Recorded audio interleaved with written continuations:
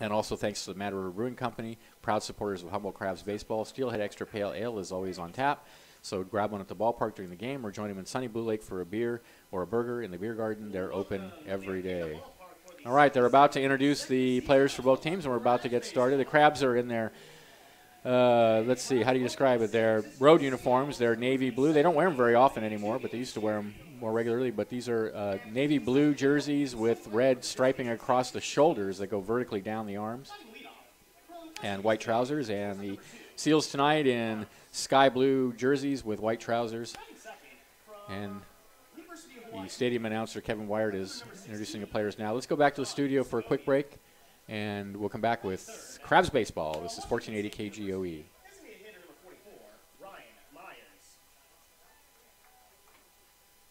Batting cleanup from UC Santa Barbara, first baseman number 11, Blake Ogburn. Batting fifth from Lewis and Clark University, right field number 33, Jacob Pawlowski. Batting sixth from Grantley State University, second baseman number 5, Alex Felder. Batting seventh from the University of Nebraska, center fielder number 3, A.J. Johnson. Batting eighth from Laney College, third baseman number 7, Moises Lopez. And batting ninth from Laney College, catcher number 51, Fernando Guerrero. And pitching for the San Francisco Seals, pitcher number 25, James McReynolds. And now the starting lineup for your Humboldt Crabs. Leading off from the University of Texas, shortstop number 34, David Hamilton. Batting second from Chico State University, second baseman number 2, Brian Pozos. Batting third from Cal State Northridge, right fielder number 6, Jason Newman. Batting cleanup from UC Davis, catcher number 3, Logan Denholm. Batting fifth from South Dakota State University, third baseman number 17, Newt Johnson.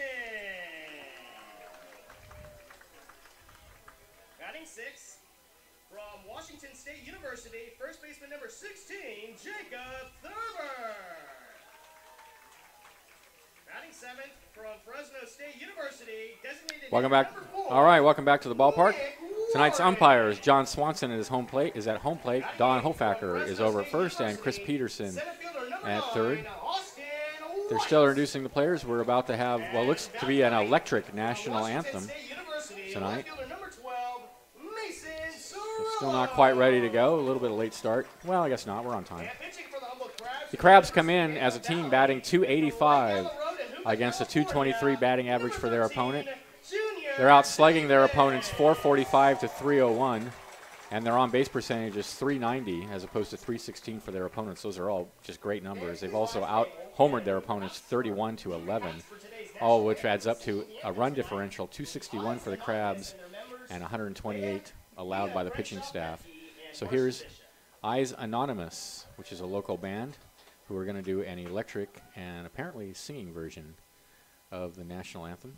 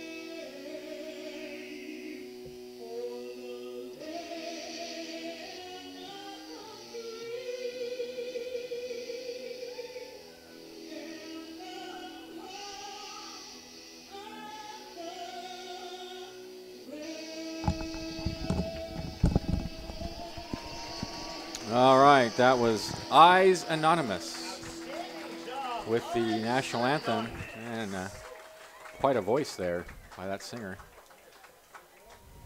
All right, we're ready to play ball. Junior Davis on the mound for the Crabs. The Crabs defensively tonight are as follows. Junior Davis on the mound. Logan Denholm is the catcher.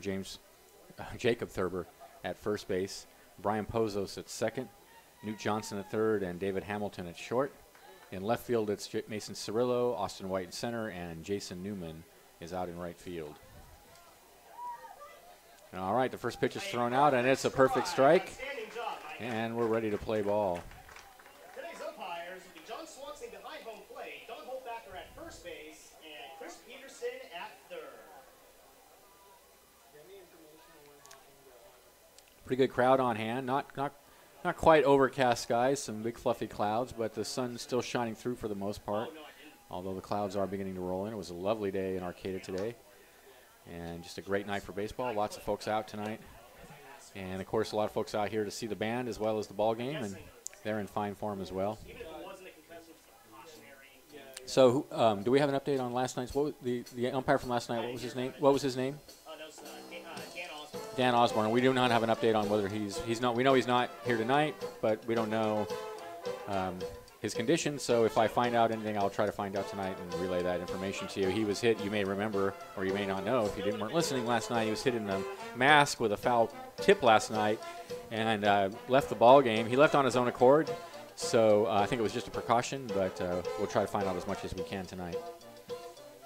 All right, Junior Davis taking his warm-up pitches. Crabs loss last night was in some ways a typical game for the Crabs. They fell behind, they got back in it, and but was atypical in the sense that they were unable to get the big hit to tie the game or get them ahead. And in the last couple of weeks, they've been down 6-0, 5-0. They've been able to come back and then get a huge hit to break it open and take the lead. Last night, runners on second and third in the ninth inning, and they just couldn't get the big hit to win the game. So a well-played ball game all the way around, and looking forward to more of the same tonight. Here's Dakota Connors to lead off. He's the shortstop in tonight's game for the Seals. He was 0 for 5 last night.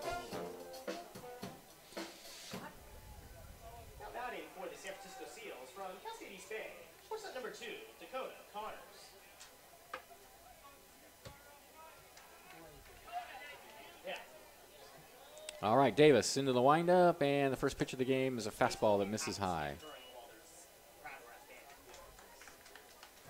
Strange coincidence.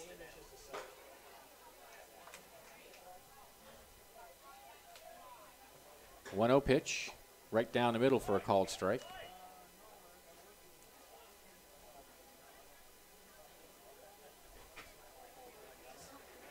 Connors, Segovia, and Myers for the Seals here in the first inning.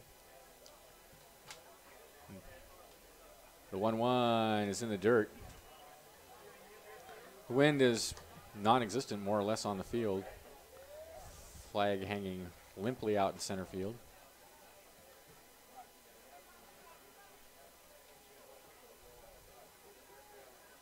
Two and one the count. Down low again, 3-1.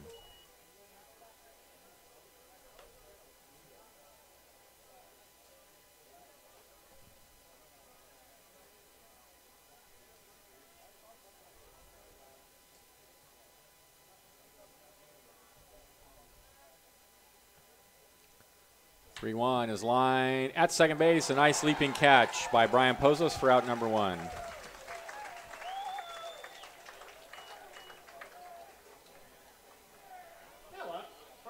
Here's John Segovia, the left fielder. Segovia didn't play in last night's game.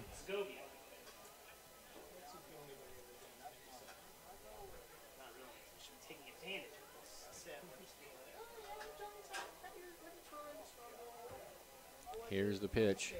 Fastball right down the middle for a called strike.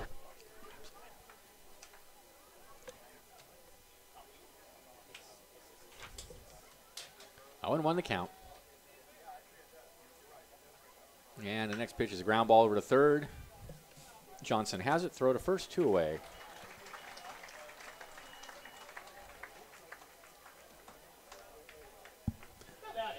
Ryan Myers will be the hitter. Myers is the DH. He came in as a pinch hitter last night and made an out, basically.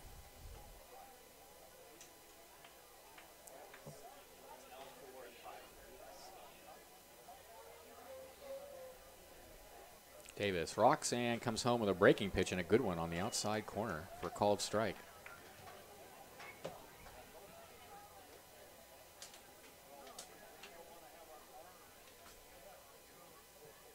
The 0-1 breaking pitch in there on the inside corner. That's 2 in a row. Fine pitches.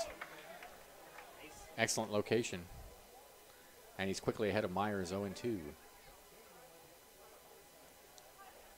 The 0-2, there's a breaker again. That time it broke in the dirt. It was not a particularly good waste pitch. 0-2, you want something out of the zone, but close enough to be enticing. And that failed the second criterion. Here's the pitch. Fastball misses high. 2-2.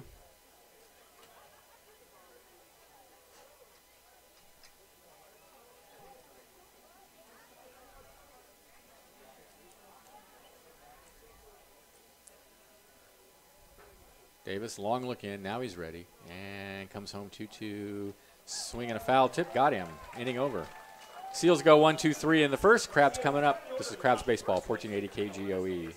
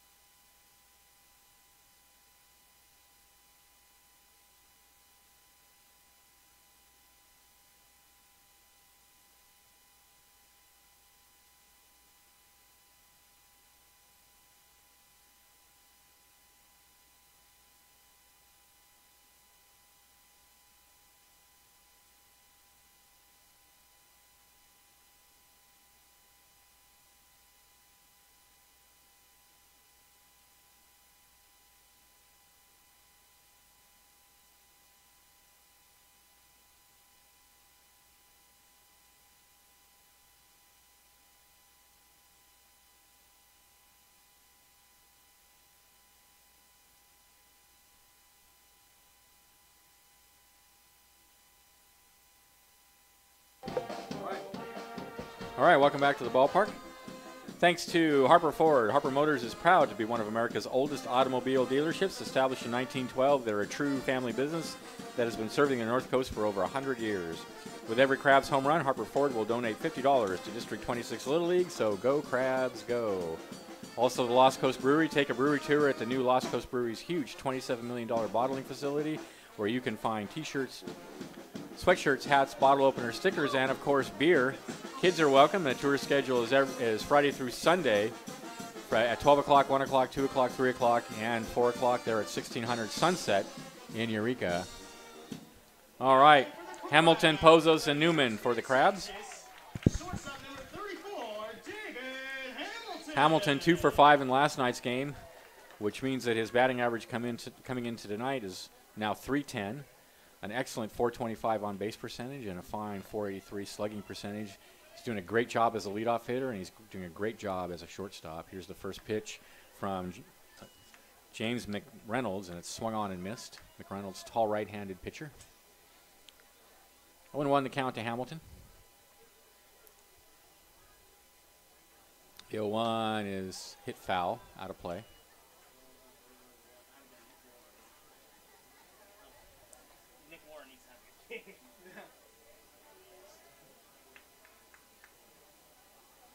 Here's the 0-2. Lined at second base for out number 1.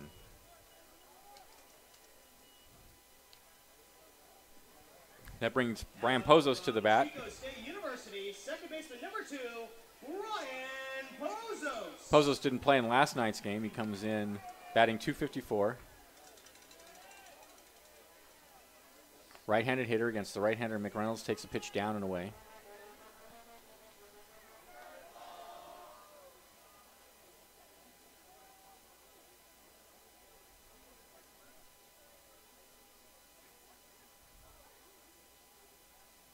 The 1-0. Fastball swung on and missed, and he almost came out of his shoes on that pitch. Falling forward towards home plate on 1 foot. 1-1 the count to Pozos. The next pitch is swung on and missed again. 1-2. Took a little off and fooled him. So 1-2 to Pozos.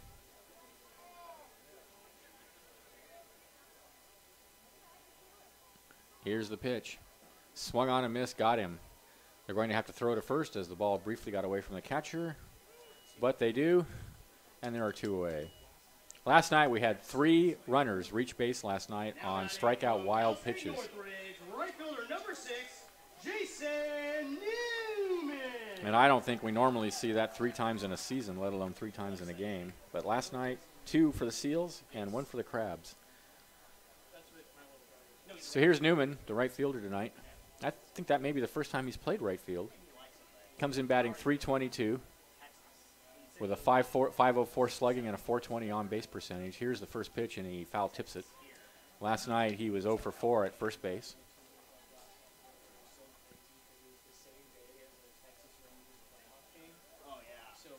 0-1 the count. And the pitch. Ground ball over to short.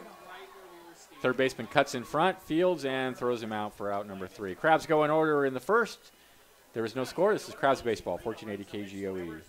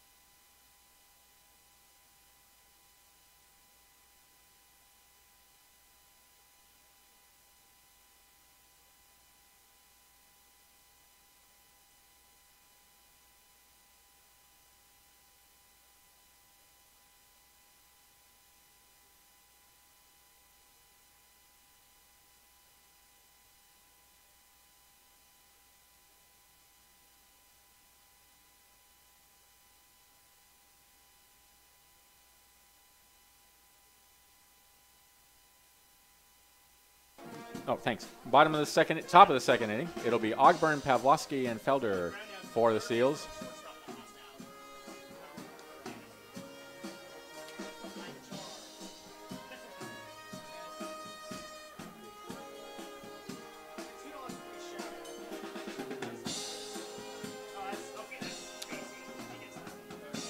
All right.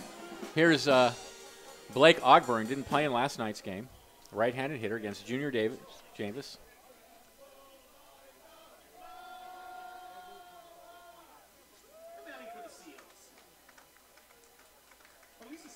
'Davis winds, and the first pitch is a breaking pitch on the outside corner for a called strike.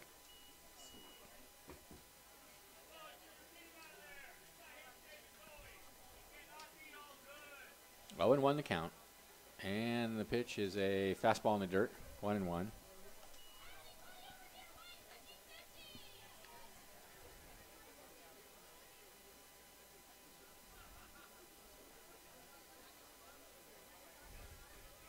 Davis rocks and comes home 1-1. A breaking pitch that misses high, 2-1. Davis does not have much of a windup. He basically just holds the ball in his glove at his belt and deals from that position. Here's the 2-1. Fastball rides high, 3-1.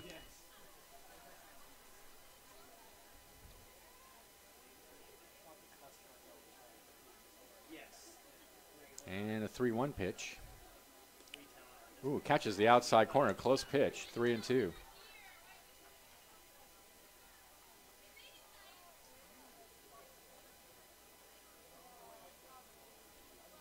Three-two pitch. High hopper out to short. Hamilton has it.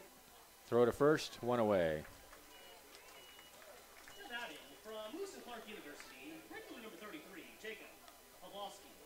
Here's Jacob Pavlovsky. I think he came in as a pinch hitter last night at some point. He did. He came in as and he got a hit.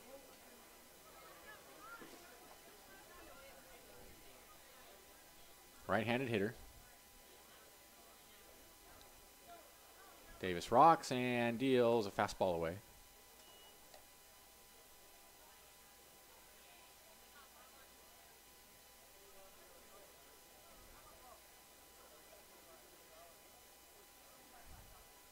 The 1-0. Breaking pitch misses high and inside.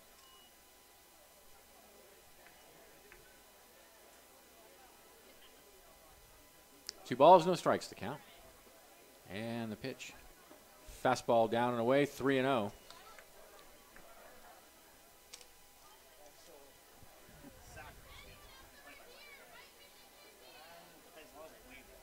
.30 pitch. Broken bat, right back to the mound, barehanded by Davis, then throws him out. Nice play. That's the end of that bat.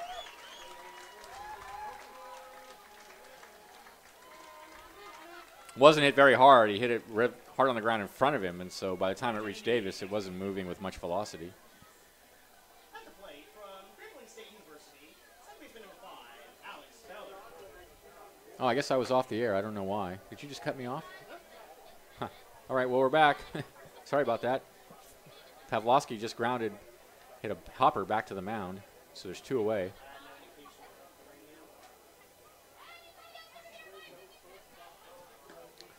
So here's Felder. He takes a fastball on the inside corner. It's 0-1. So there's 2 outs. I don't know how much you may have missed. I was not off. Okay.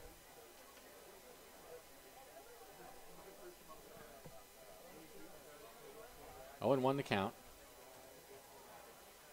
And takes that one low and away. 1-1.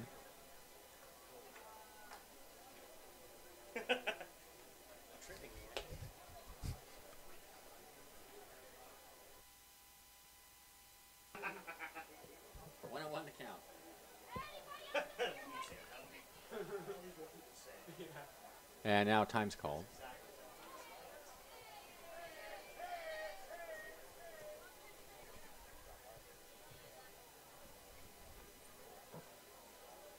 Here's the pitch. Fastball down and in, 2-1.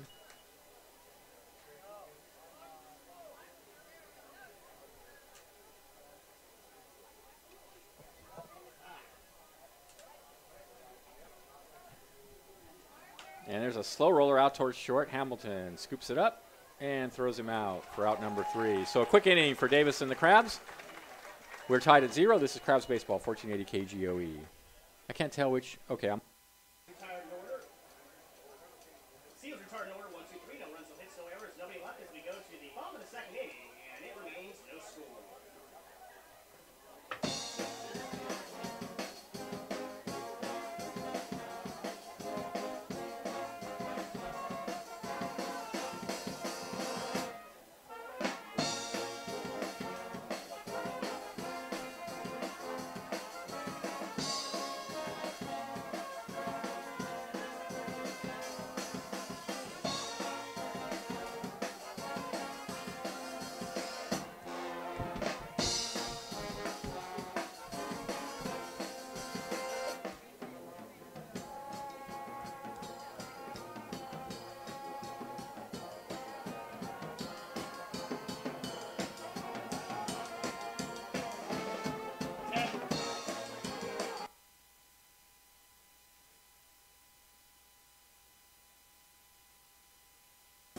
All right, welcome back to the Arcata Ballpark.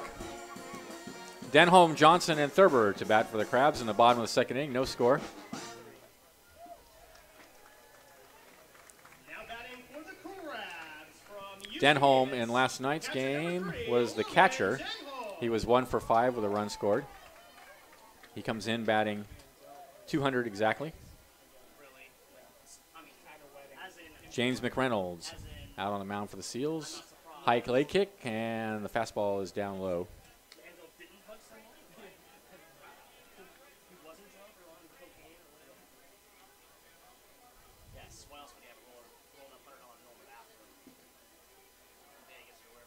Want to know the count. Here's the pitch. Slider on the outside corner for a called strike. Good pitch. So 1-1 to Denholm. Johnson on deck.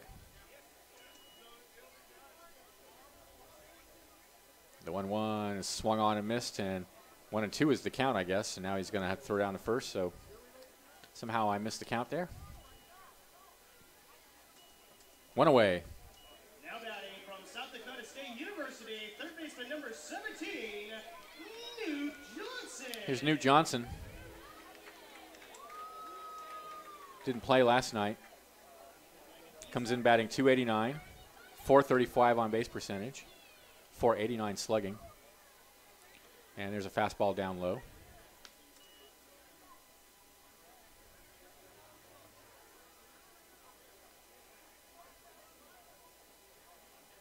The 1-0 pitch. Check swing, and it's low again, 2-0. James McReynolds, a very fast worker, which your broadcaster appreciates. 2-0 the count.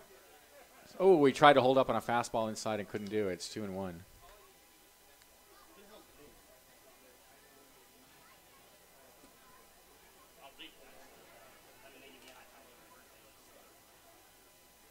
And the next pitch is a high tapper towards short, cut off by the third baseman. He bobbles, picks it up, throws, not in time, and he throws it away. That's got to be an error, yeah. Error on the bobble, not on the throw, but it's still an error. Had he not bobbled, he would have thrown Johnson out. So with one out, Johnson's at first. Here's Jacob Thurber. Thurber didn't play last night. He's batting .306, slugging .548. That, I believe, is second on the team to Perry's .608. And he has a .443 on base percentage. So Thurber, some excellent numbers. And swing and a miss, a big cut there.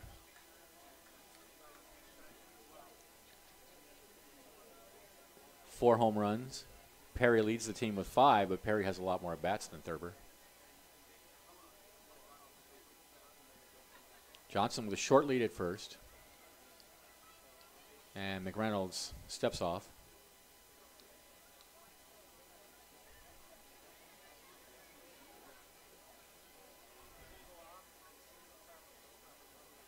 The 0-1, swing and a miss, 0-2.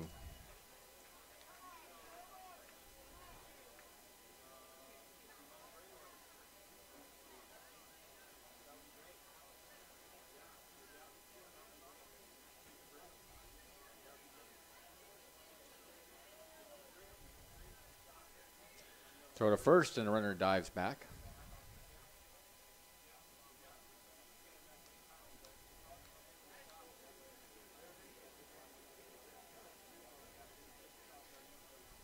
Another throw to first.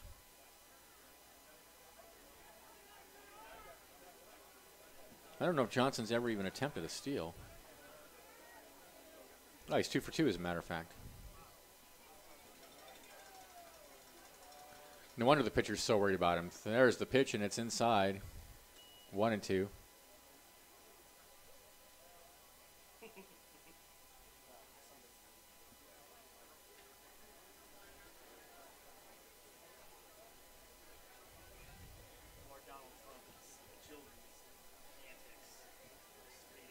One and two to count. Here's the pitch. Foul off against the catcher's mask. Count remains a ball and 2 strikes to Thurber.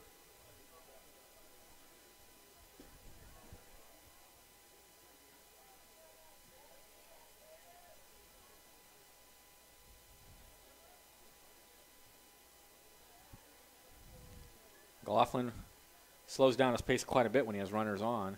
He looks in for the sign. Now he's ready, and the next pitch is grounded foul.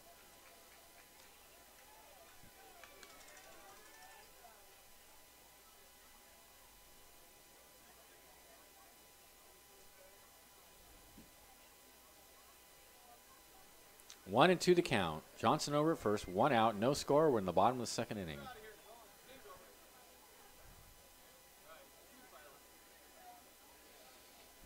From the belt, here's the pitch. Grounded over to first. He's going to step on the bag and throw to second, and the throw is in time to get Johnson.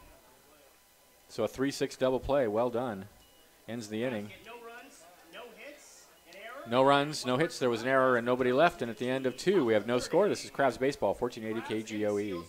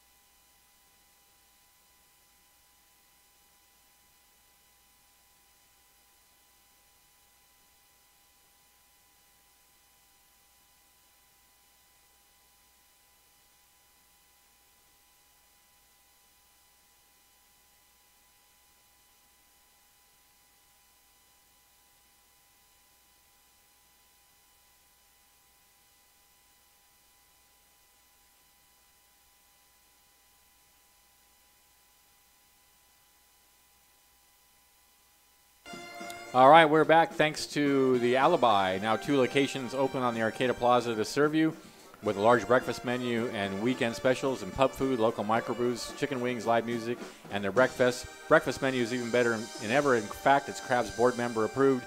They also, by the way, have the best Bloody Marys in town.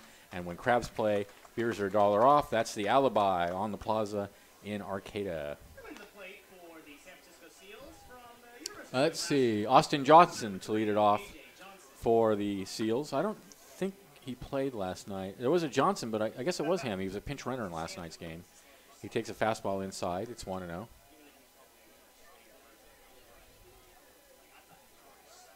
So he obviously didn't have an at-bat.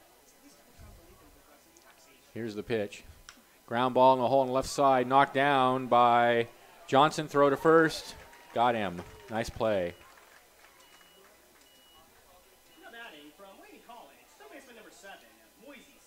Here's Moise Lopez. Third base tonight.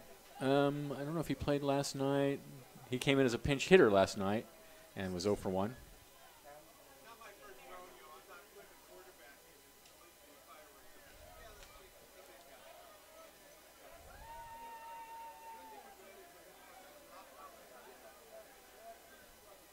Here's the pitch.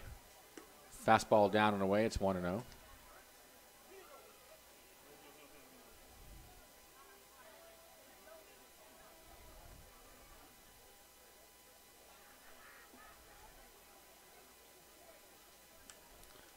Fouled out of play. 1-1 the count.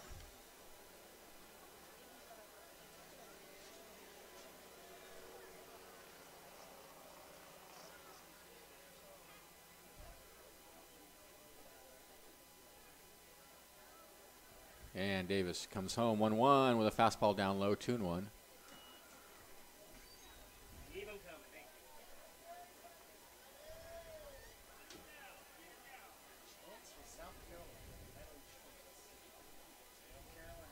Two and 1 the count. Fastball on the outside corner, 2-2.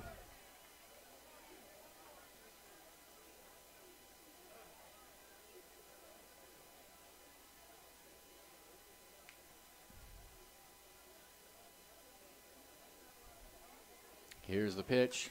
Tap down towards third, and that's going to roll foul. So the count remains 2-2. We have a venue of vultures circling the ballpark. Maybe a bad sign. I don't know. Oh, yeah. It is a venue when there's a group of them. If it were crows, it would be a murder. But they're vultures, so it's a venue.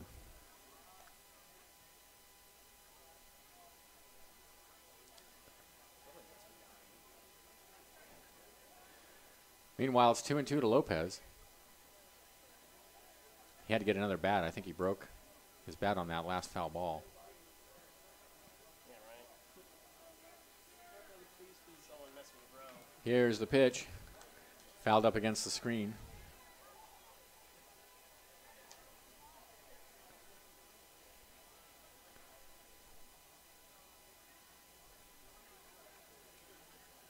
So the count remains 2-2. 2 out, 1 out, nobody on in the top of the third inning.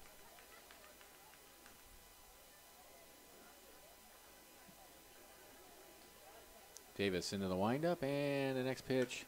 Grounder over to third on a couple of hops. Johnson, throw to first, 2 away.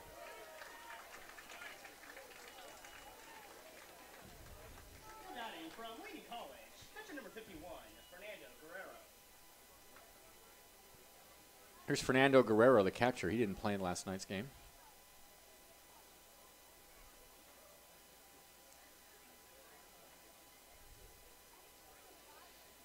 And the pitch fouled up against the screen. Good fastball inside. 0-1 the count.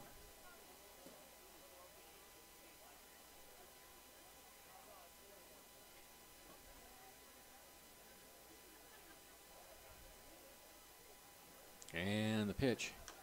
Tapped foul out in front of the mound. And Denholm's got it, throw to first, but I think they called it a foul ball. They did.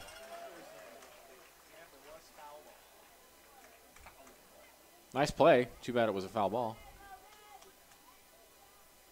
Guerrero will have to return. And we'll live to see another pitch.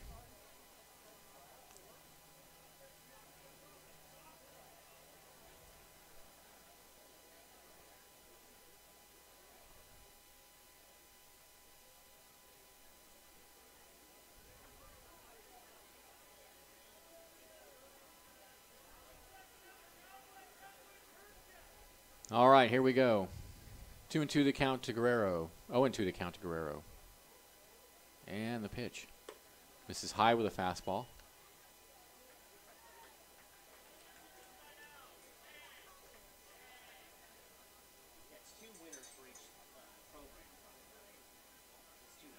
Here's the 1-2. Fouled out of play.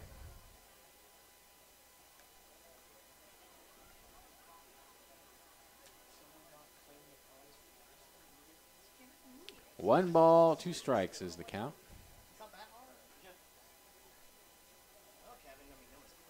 Long look in. Now he's ready and deals. Slider got him.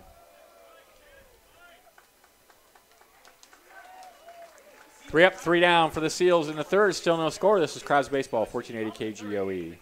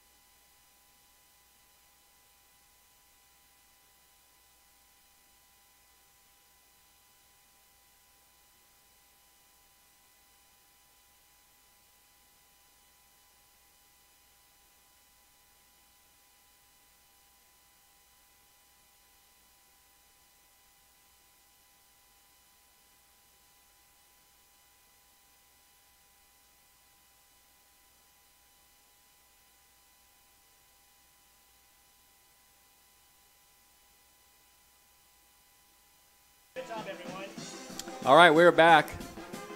It'll be Warren, White, and Cirillo, the bottom of the order for the Crabs.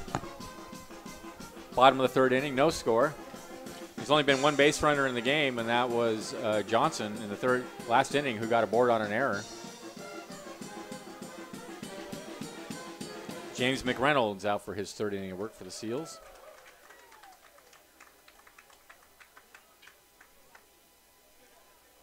So here's Nick Warren. He didn't play last night. Comes in batting .304, 409 on base percentage, .449 slugging percentage.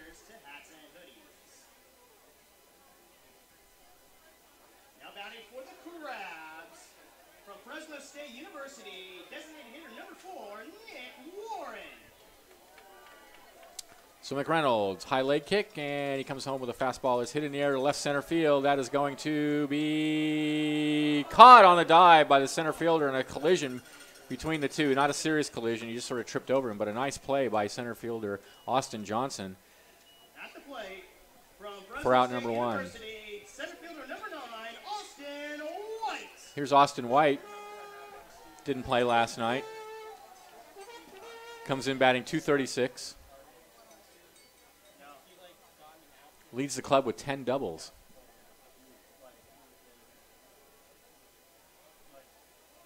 And here's the pitch.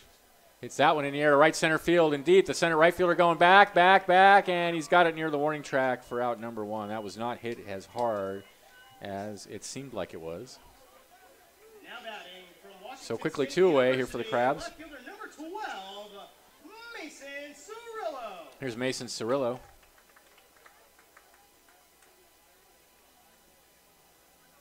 Cirillo, left-handed hitter. In last night's game, he was 1 for 5 with 2 runs scored. He's batting .276. McReynolds deals a fastball down low.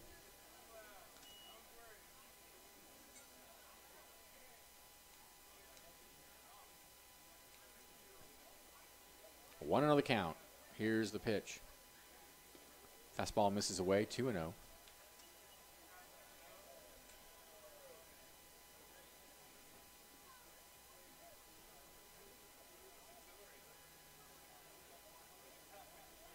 Reynolds taking a little walk behind the mound. Doing a little soul searching for that last pitch. 2-0 the count. Missed outside again, 3-0. Might want to process a little longer this time. 3-0 the count. Called strike on the outside corner. Cirillo taking all the way. 3-1.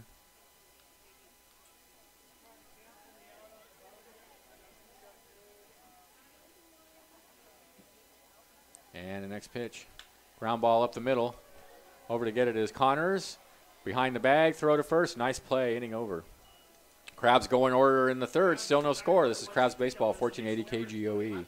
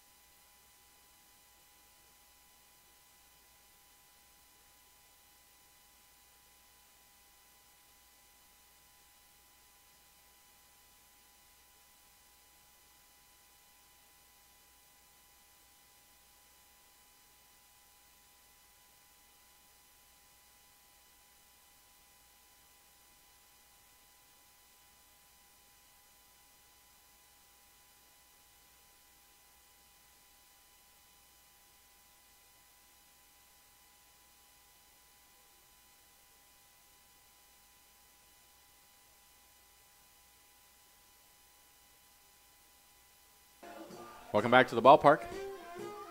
It'll be the top of the order for the Seals. Connors, Segovia, and Myers here in the fourth inning. No score. Zeros across the board, except the Seals have an error. Junior Davis out on the mound for his fourth inning of work. This game just rollicking right along.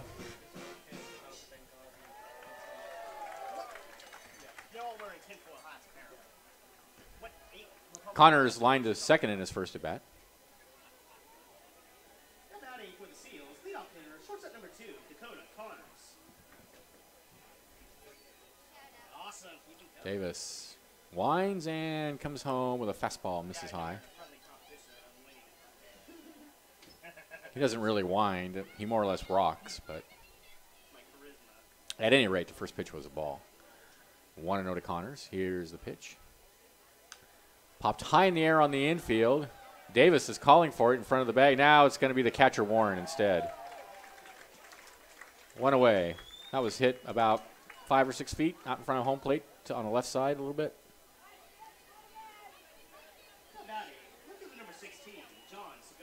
So one away. Here's Segovia, the left fielder. He grounded to third in his first at bat. 10 in a row now for Davis.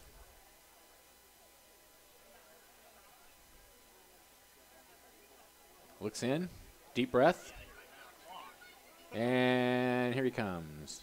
Breaking pitch is way high.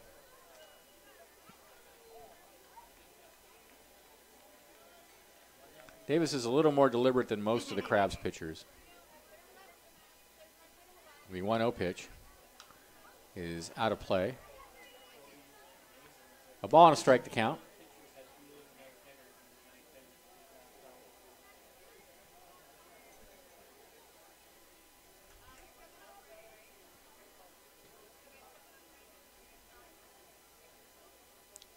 One and one the count. Way outside with a fastball.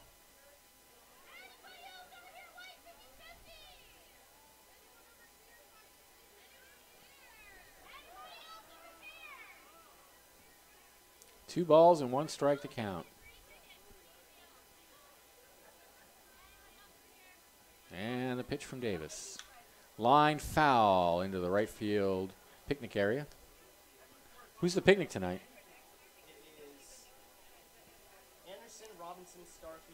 Anderson Robinson Starkey Insurance having a picnic out in right field tonight. Welcome to the ballpark. 2 balls, 2 strikes to count. Here's the pitch. In on the hands, and he was very late on it and fouls it over towards the Seals dugout.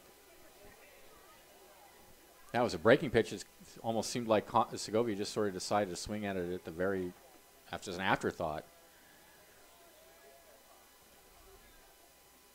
2-2. Fouled against the screen.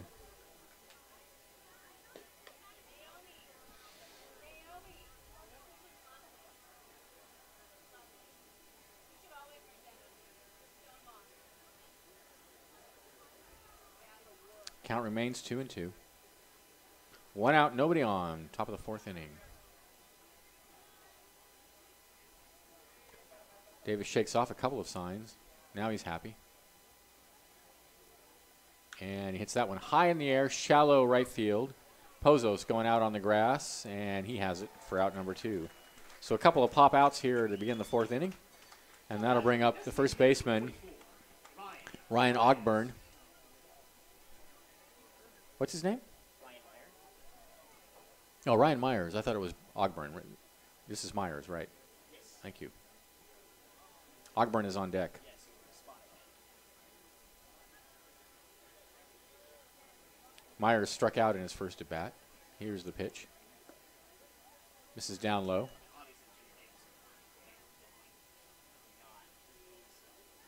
We've interviewed him before. 1-0 is the count. Here's the pitch. Fastball misses away. 2-0. I got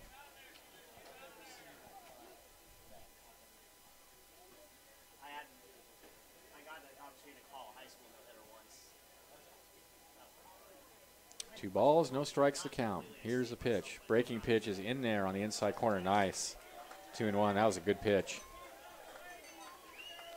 Right in under the hands.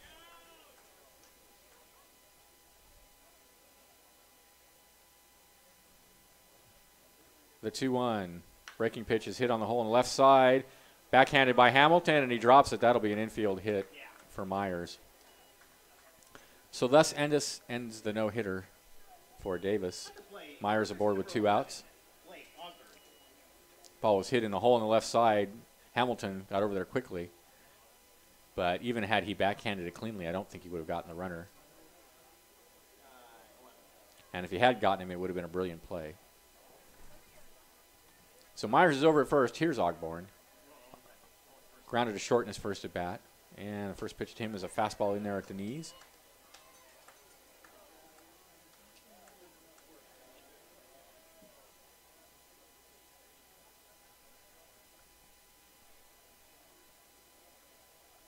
The 0-1. Breaking pitch misses inside. 1-1.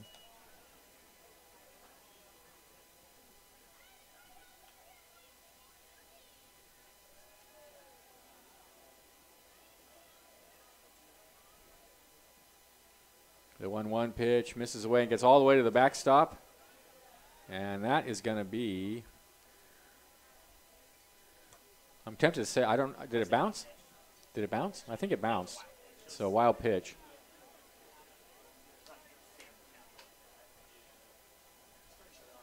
So Meyer's out in scoring position now. The ball was low in the dirt on the right side, but it bounced away to the left, and so I couldn't tell if it was because it bounced or because it glanced off the catcher's mitt. There's a fastball away. 3-1, and that makes the difference between a wild pitch and a pass ball.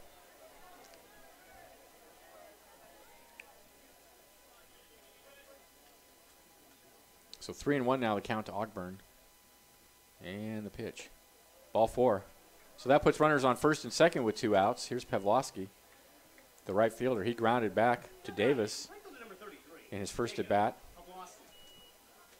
So the Seals with a chance here with 2 outs. Here comes Eric Ciccone out to have a word with Davis. All right, we'd like to thank our right field barbecue sponsors. Tonight it is Anderson, Robbie, Starkey Insurance. Thank you guys for spending a nice evening out here at the ballpark. We'd like to thank today's sponsors as well. Wild Berries Marketplace and Zerlang and Zerlang. All right, so the catcher and the pitcher and the pitching coach all out on the mound, and now the umpire going out to break it up.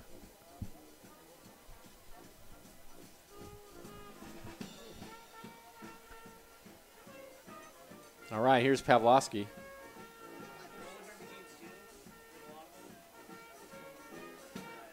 I don't know. I don't have access to his statistics this season, but he definitely looks like he could cause some damage if he gets hold of one.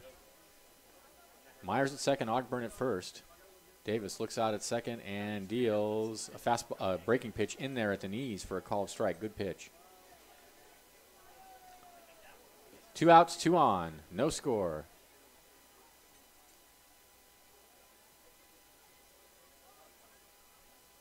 The 0-1. Breaking pitch in there again. Another good pitch. 0-2.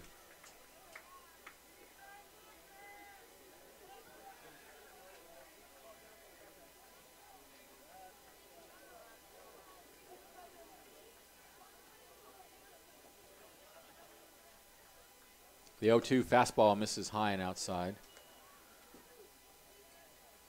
That was a good pitch. Pavlovsky just wasn't going for it. 1-2 the count.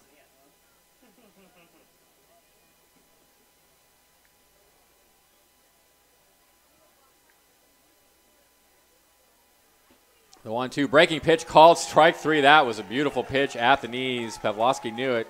He heads back to the dugout. So the Crabs get out of it. No runs. There was a hit, no errors, and 2 left. And at the end of 3.5, we have no score. This is exciting Crabs baseball. 1480 KGOE.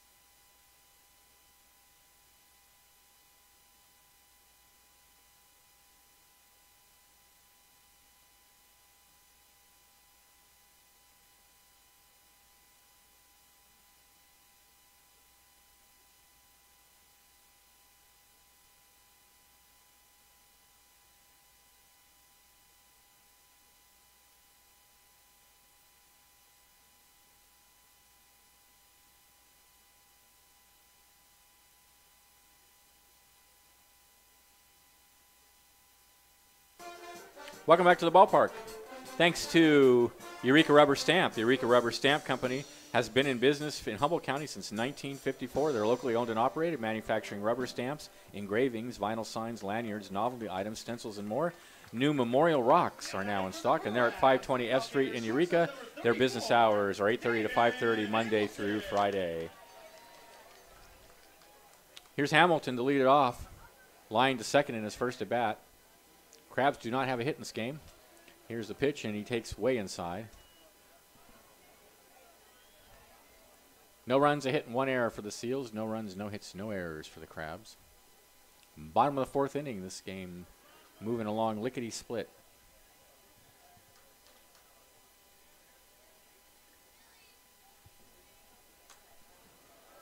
Fouled out of play.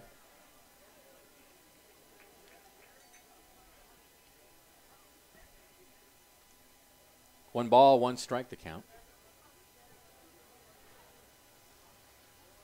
And the next pitch is a fastball that rides high, 2-1.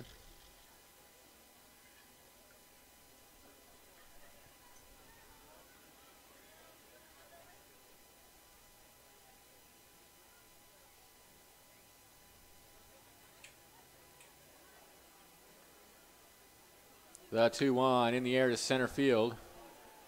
Going back is Johnson, and he has it for one away. That brings Brian Pozos to the bat. He struck out in his first at bat. Second baseman number 2, Brian Pozos. Yes. So just pick from these numbers. I didn't write those. I know those. Any of these numbers along here? Yeah. Okay. Because then we still have There's that 2, one right? thing. No, just one. Because we just have that one that we were trying to. McLaughlin winds and delivers a fastball outside. No, I'm good.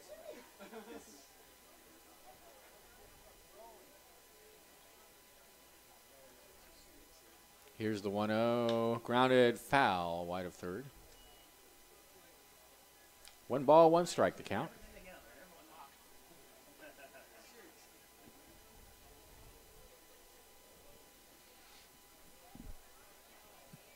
Here's the 1-1 to Pozos. Swing and a miss. Got him to chase a slider out of the zone. It's 1-2.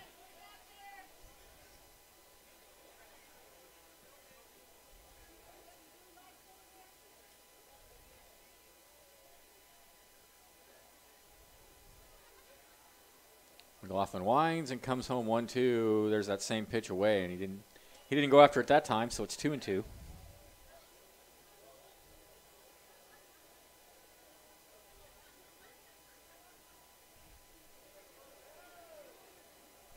Here's the 2-2 pitch. Oh, there it is again, and he almost went around, but he did not rule his first base umpire. That was close. So 3-2 to Pozos. He keeps trying to get him to chase that slider away. He went for it once.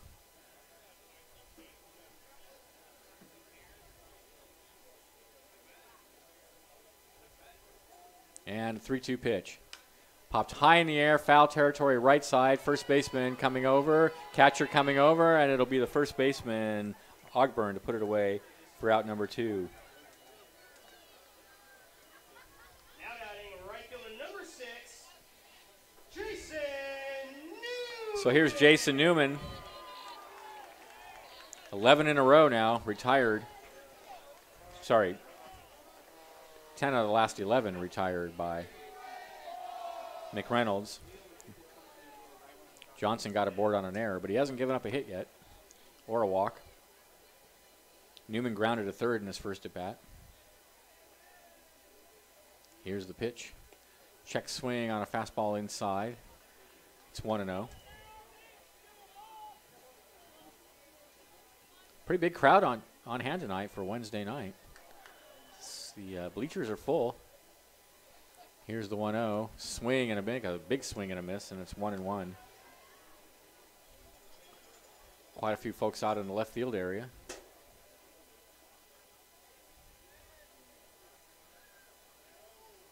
One pitch. Down and in, 2-1.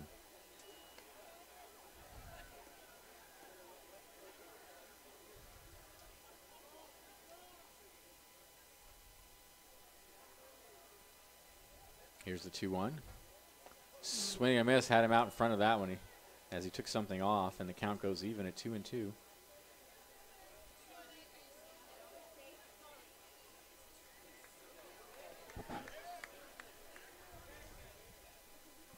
Two balls, two strikes. Here's the pitch.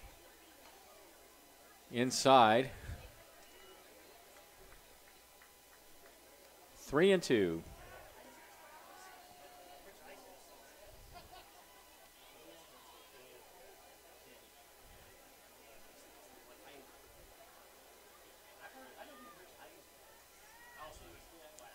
Swing and a miss, got him. Crabs go in order in the fourth. Still no score. This is Crabs baseball, 1480 KGOE.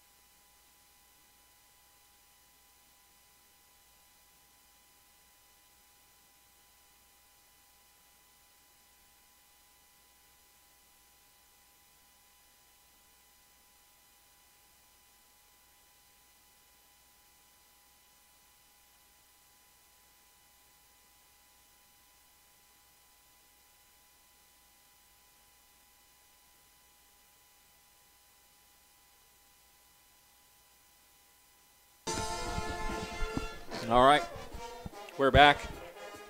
Top of the fifth inning already. It'll be Felder, Johnson, and Lopez for the Seals against Junior Davis.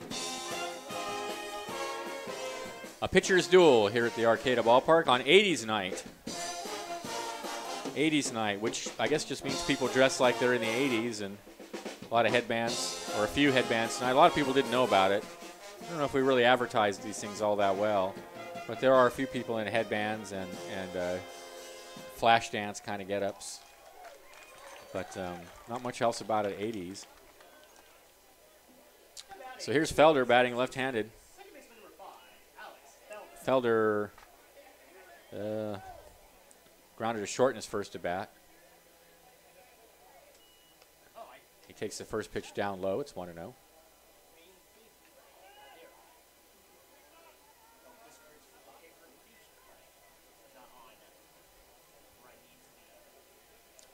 Davis gets the sign and deals a fastball inside, 2-0.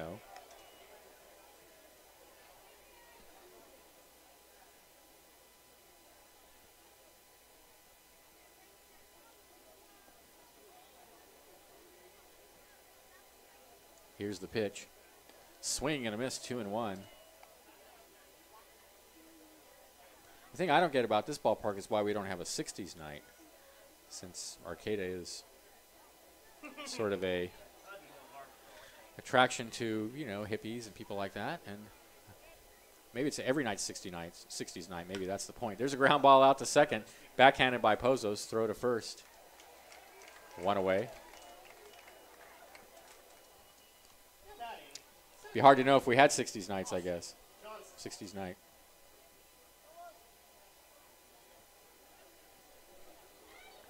Crabs even have official Crabs tie-dye t-shirts you can buy. I got mine. Here's Johnson, grounded to third in his first at bat.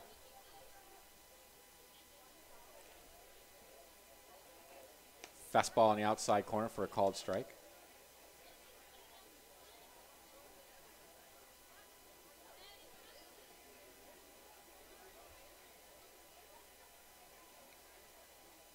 Here's the 0-1. Fastball away, 1-1.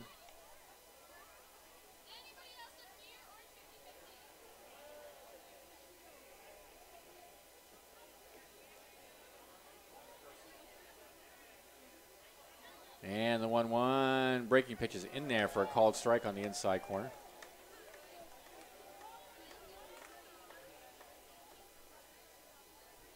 1-2 to count. And the pitch. Swing and a miss. Got him with a high fastball. Nice pitch. That is the 1, 2, 3, fourth strikeout for Junior Davis. And with 2 outs, here's Lopez.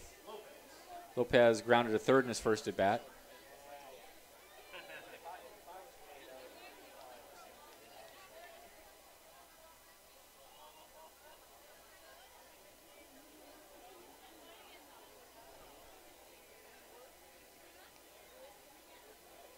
Here's the pitch.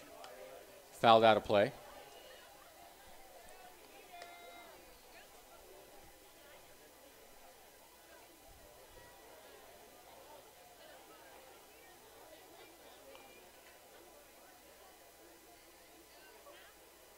Here's the 0-1 breaking pitch lined in the right field, and that's going to be in front of Newman for a base hit. Just a soft liner.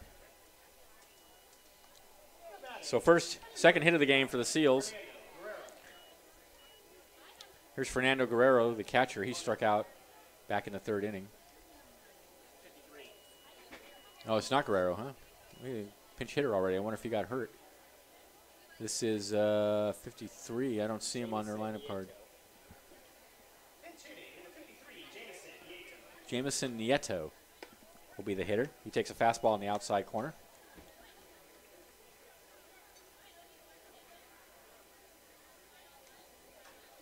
He didn't play in last night's game.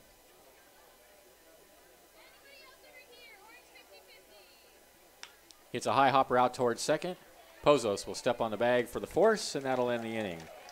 No runs, a hit, no errors, a runner left at the end of 4.5. No score. This is Crabs Baseball, 1480 KGOE.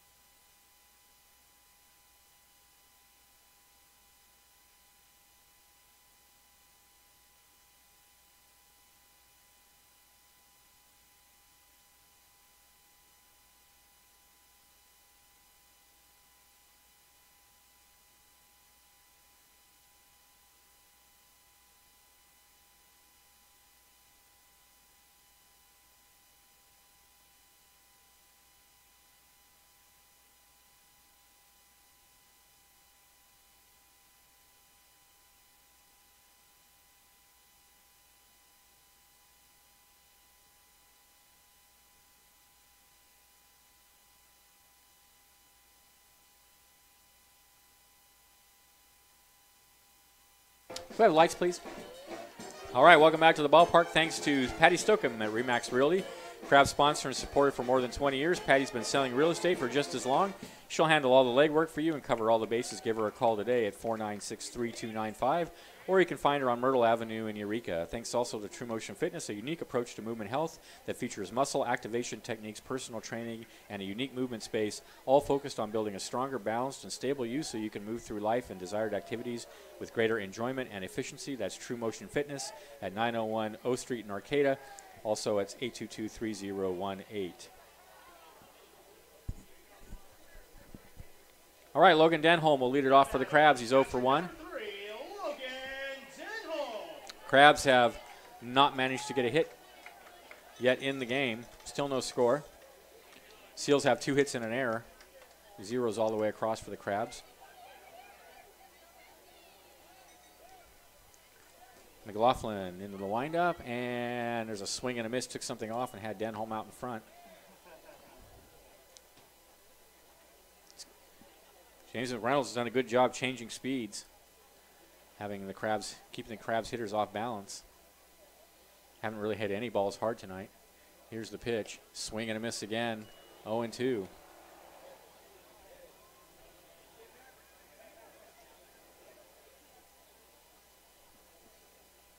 Been impressed with the Seals pitching. The 2 pitchers who pitched last night.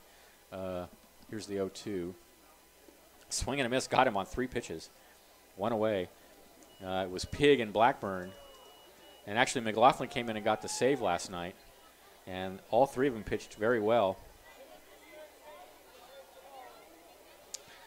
Of the Crabs' 3 runs, only 2 were earned.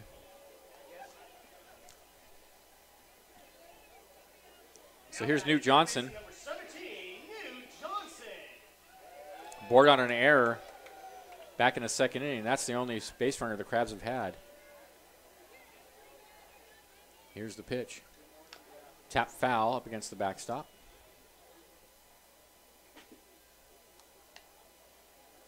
Oh, 0-1 to Johnson.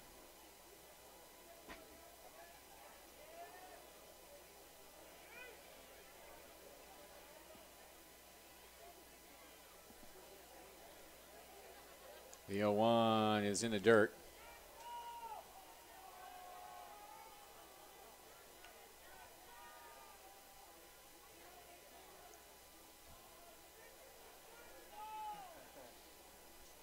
1-1 the count. And the pitch. Ooh, in there with a slider on the outside corner at the knees. 1-2 the count now.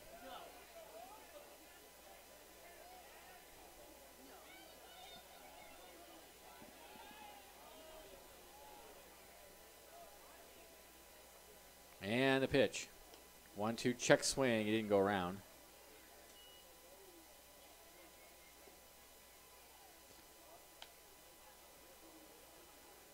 So an even count. 1 out, nobody on for the Crabs. No score, bottom of the 5th inning.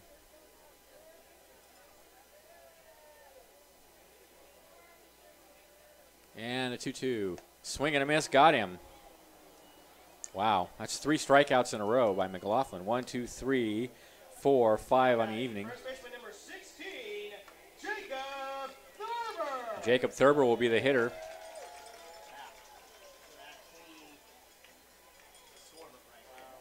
Grounded into a 3-6-3 double play, 3-6-1 double play actually.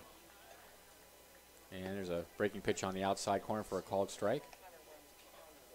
Yeah, right. I've seen a few of those. I have seen a few of those. The 0-1 in the dirt, 1-1. And usually like a solo home run. Yeah. And then 1, 2, 3, 1, 2, 3, right? You don't need a out. That's what I want. Solo home run. 1-1 the count. Strike without any build-up to it. And the pitch. Swing and a miss, 1-2.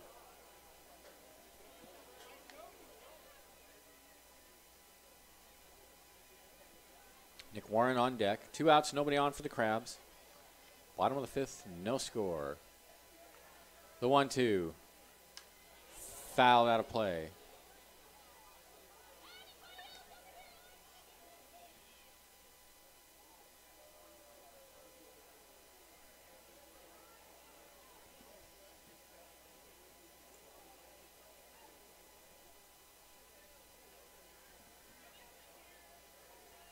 Here's the 1-2.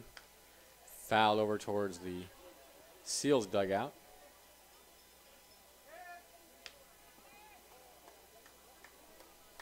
So the count remains a ball and 2 strikes to Jacob Thurber.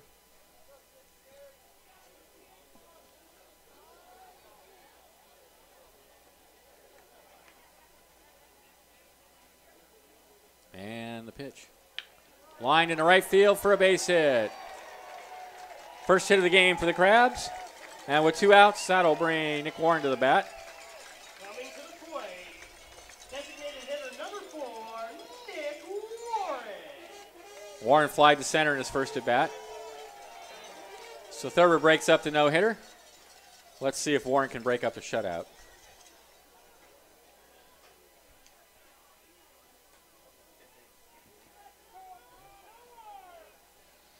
Thurber with a good lead over at first. And the pitch. Hit in the air, foul. It's going to drift over into the right field picnic area.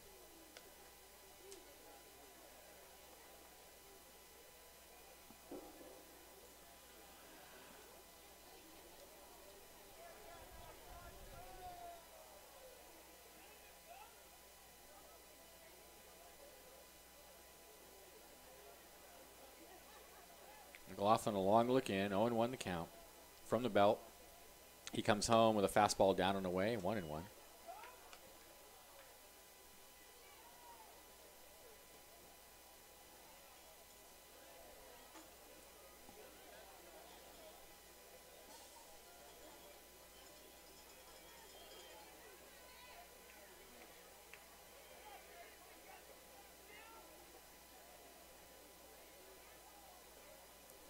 Glance over at first, and he comes home, and that one's fouled out onto F Street.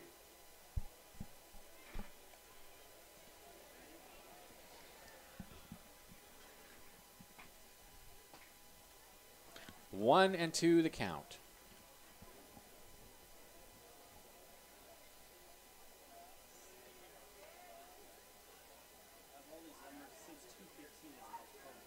That's a good one. That's it. That's Throw to first. Thurber's diving's back. that is such a humble number.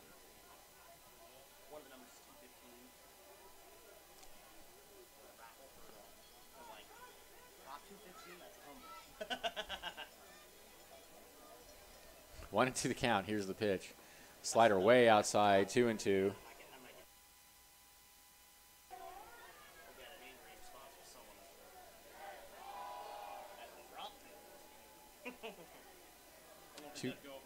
Two balls, 2 strikes, 2 outs. Thurber over at first.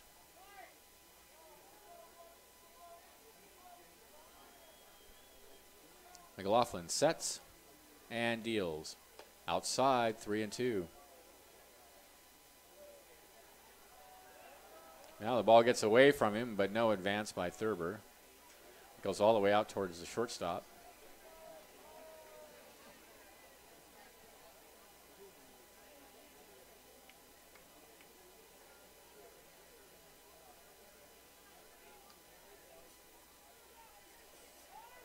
All right, here we go. The count full to Warren and Thurber over at first. Austin White on deck.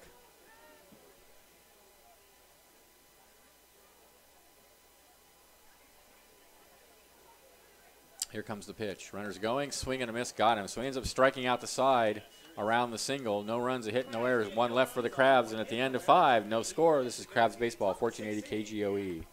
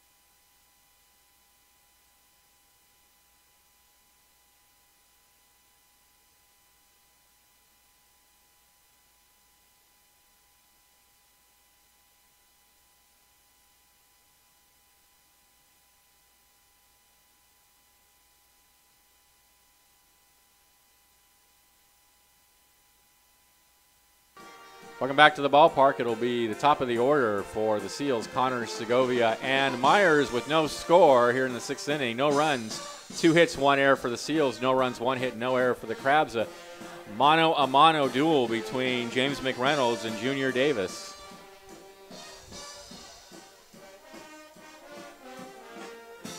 Connors is 0 for 2 tonight, line to second and popped to the catcher.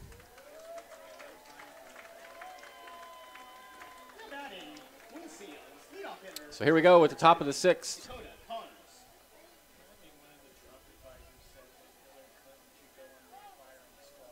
Here's the pitch. Fastball down and in, 1-0.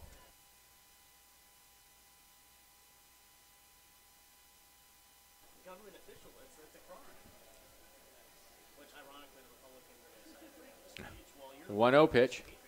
Fouled up against the screen, 1-1.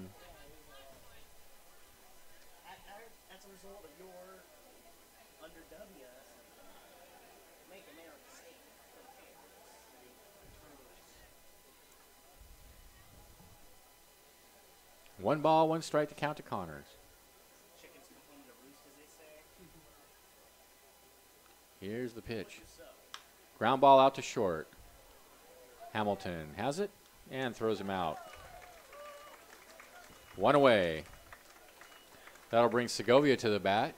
John Segovia tonight, 0 for 2.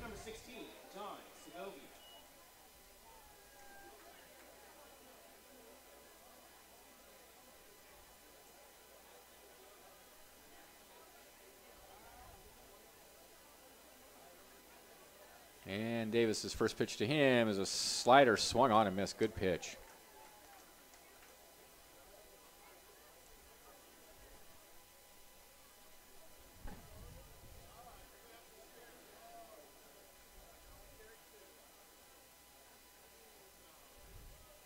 Oh, 1.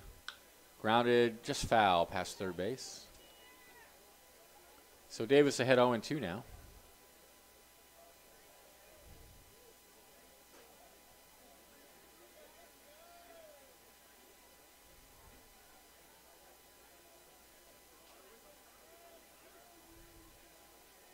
The 0-2. Check swing. Did he go around? Escondido.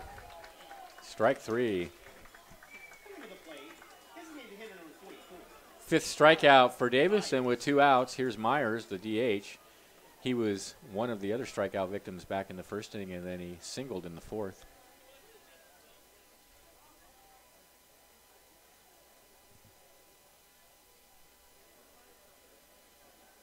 And the pitch. Fastball looped out towards third and caught by Johnson. Soft liner ends the inning. 1-2-3 go the Seals in the 6th. After 5.5, still no score. Crabs baseball, 1480 KGOE.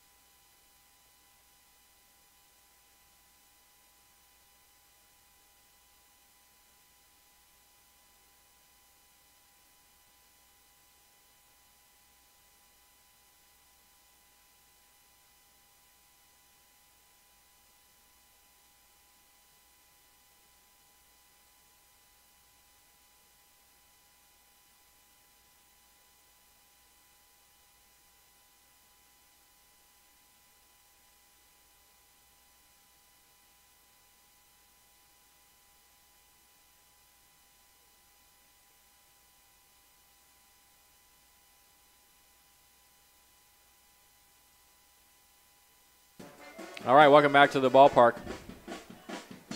It'll be Austin White, Mason Cirillo, and David Hamilton for the Crabs. No score, bottom of the 6th inning.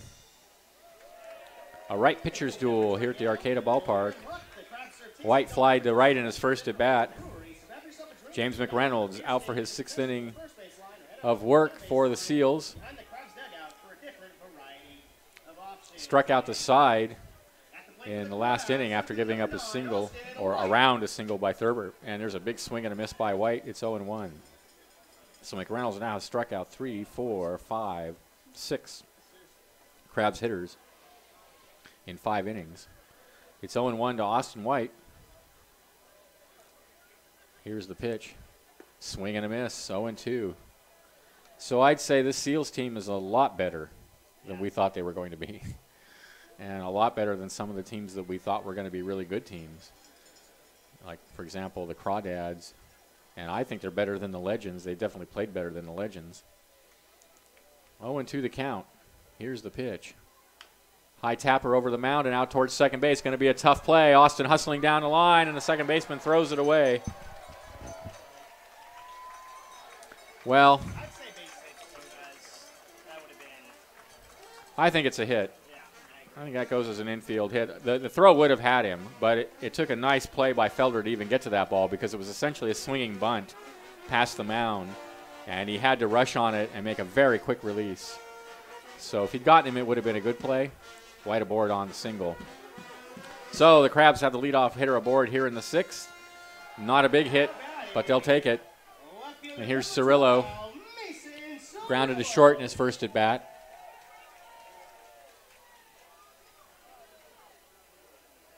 And the pitch, fastball swung on and missed, 0-1.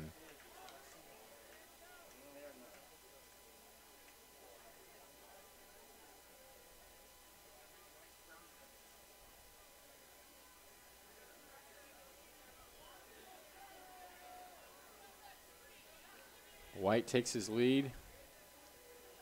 He's going. The 0-1 is down and low. Throw down to second. It's not even going to be close in time. It's going to go into center field. White's headed, starts to head to third, and now he decides, thinks better of it, heads back towards second. And that was a wise move because the center fielder, Austin Johnson, was backing up the play. But White's got a stolen base. That's a big play here in a 0-0 game because he's in scoring position now with nobody out and a 1-1 count to Cirillo. That is Austin's 7th stolen base of the season in 9 tries. 1-1 to Cirillo. And the pitch. Swing and a miss. There's that slider down and in. 0-2.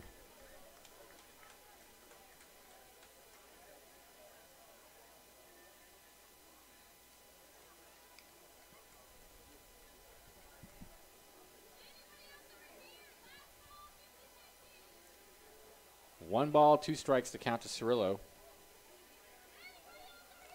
Now he steps off, asks for the catcher to come out. Some clarification on what the signs are, I suppose. If the line is too long for your liking at the concession stand, stop by the annex near the media booth and visit my buddy Noah next to the Crabs dugout. And you got to leave the game early. Okay, well, it's a rather long conversation. Listen to the rest of the game with Professor Benjamin on AM 1480 KGOE. If you're going to miss a game altogether, check out a live webcast by visiting humbolcrabs.com/watch, and I'll have the post-game show for about 20 minutes while I'll be Eagle and Crabs players. All right, here we go. 1-2 to Cirillo. White out at second. No score. And the pitch. Fastball misses down and away. 2-2.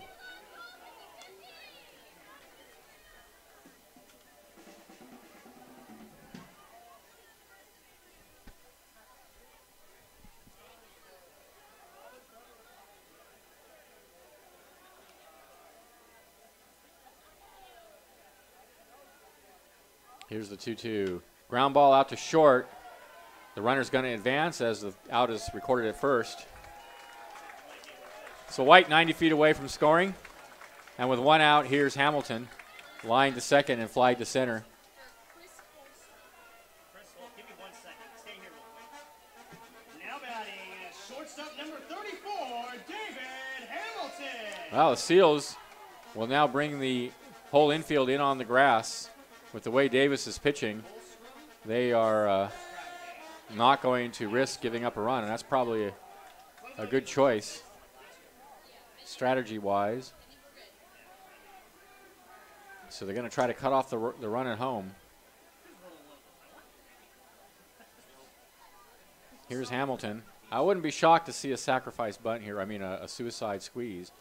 Breaking pitch misses inside. They weren't squeezing. So it's 1-0 the count to Hamilton.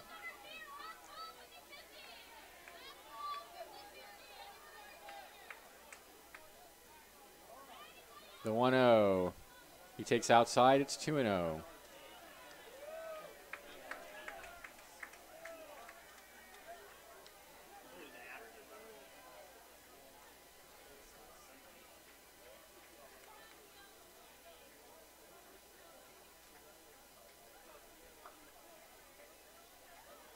Two balls, no strikes to count.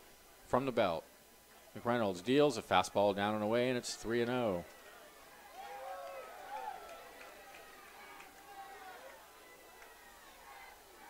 Some stirrings in the Seals bullpen. We have a right-hander in the Crabs bullpen warming up. 3-0 pitch. Called strike on the outside corner to knees, 3-1. Oddly, that pitch appeared to be at the same spot as the last one, which was called a ball. But 3-1 is the count. And the pitch. Ball 4.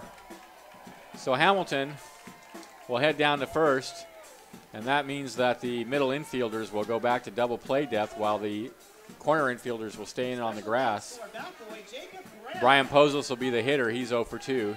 A foul out and a strikeout. Here comes the manager of the Seals, and I don't know if he's out to make a change or just have a conversation. The whole infield is coming in onto the mound now. Pat Collins Bride is the name of the head coach.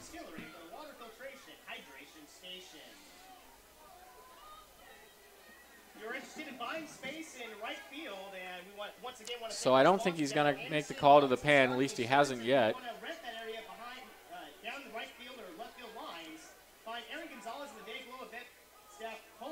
Nope, he's going to leave him in for now. So with runners on the corners and 1 out, here's Brian Pozos. Scoreless ball game. Crabs with a chance to get on the board here. Crabs game. All the money to take care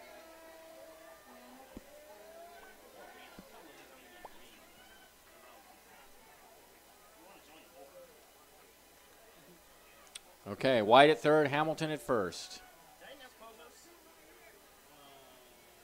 At the plate, second baseman number 2, Brian Pozos. Third base in on the grass. Runner on first goes. The pitch is low and away, and it's taken for a ball and no throw to second. So Pozos, Hamilton steals second.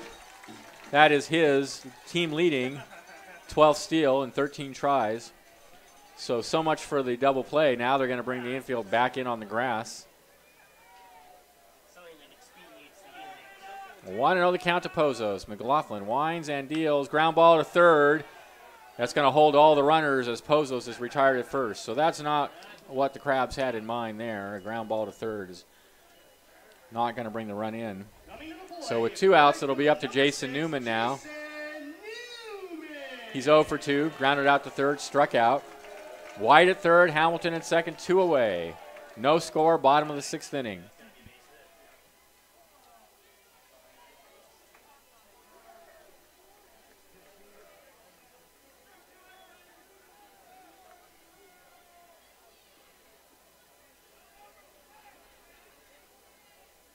McLaughlin's pitch.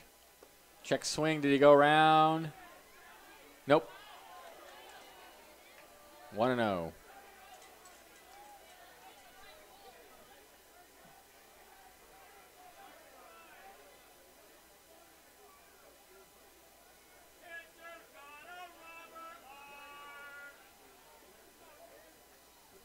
The count to Newman.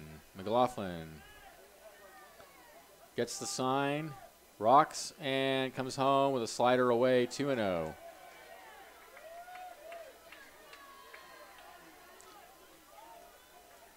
He may not be worried too much about putting Newman aboard since the next batter, Logan Denholm, has struck out twice against him tonight.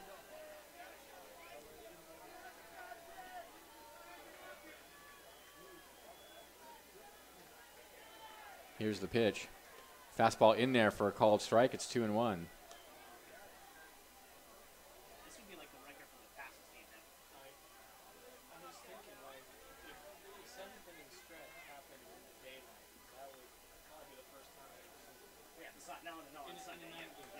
Two balls, 1 strike, the count to Newman. Here's the pitch.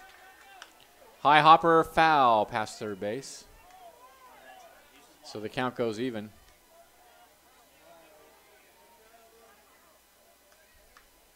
Big pitch right here with the count 2-2 to Newman. 2 outs, 2 on for the Crabs. Trying to get on the board here in a scoreless game. Here's the pitch. Way outside, 3-2.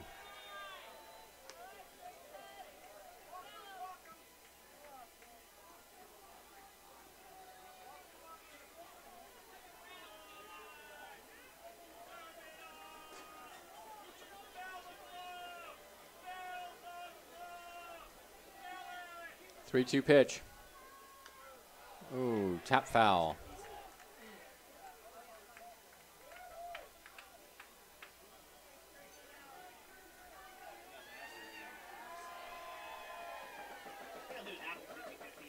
So we'll do it again with the count full.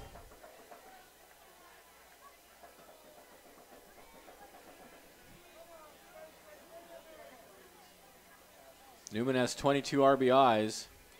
That's second on the team to Perry. Here's the pitch. Again, tap foul. So a good at bat by Newman to hang in there. Fouling off a couple of good pitches.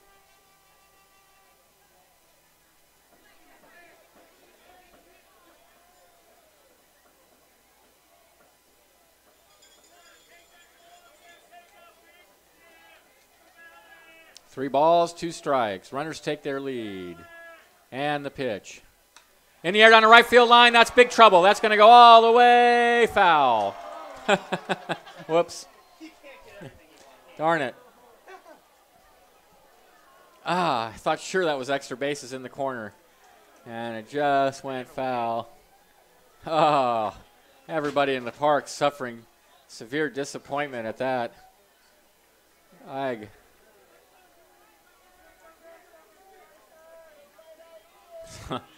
So we'll do it yet again with the count 3-2.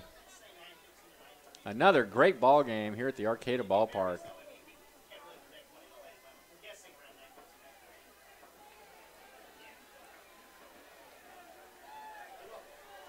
3-2 pitch.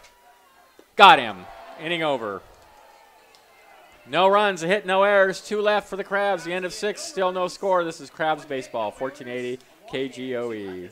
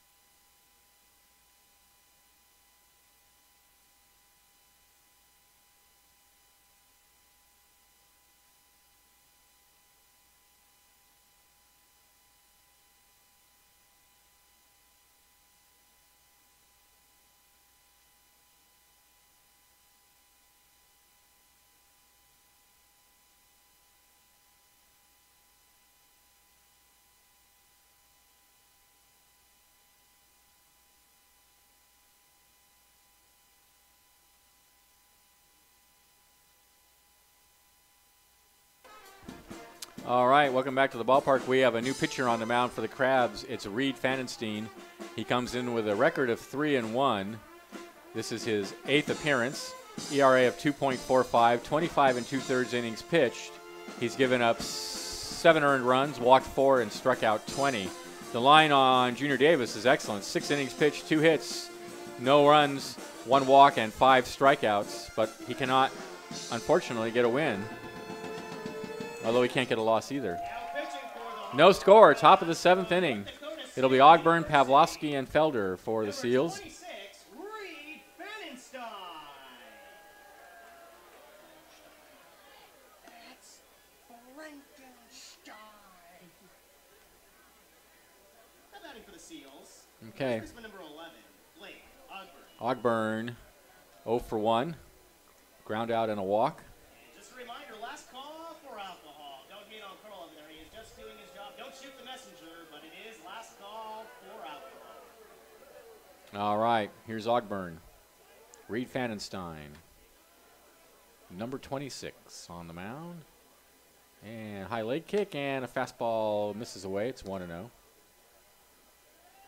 Junior Davis, definitely I would say his best outing of the season. He pitched really well. Here's the 1-0.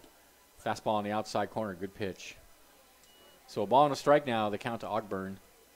Lights coming on at the ballpark. We are already in the 7th inning. It's only 8:30. Fastball away, 2-1.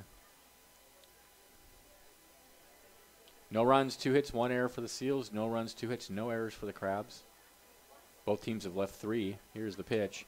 Misses high, and it's 3-1.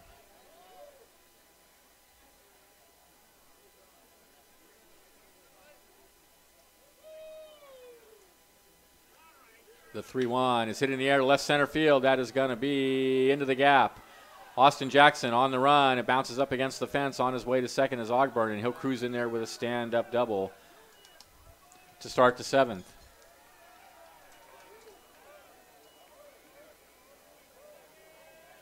At the plate, Wickleman number 33, Jacob Pavlovsky. Here's Pavlovsky. So that was definitely the hardest hit ball of the day. He's 0 for 2. Opposite way. Still my hate wish. Spark. 1-0. So Ogburn out at second. Nobody out. Fanenstein already in trouble. In a scoreless game in the 7th inning.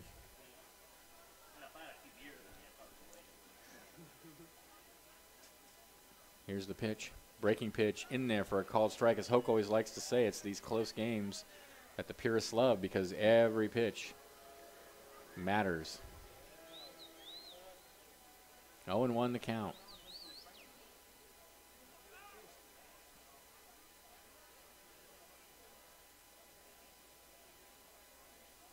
Next pitch is a fastball that rides high, 1-1.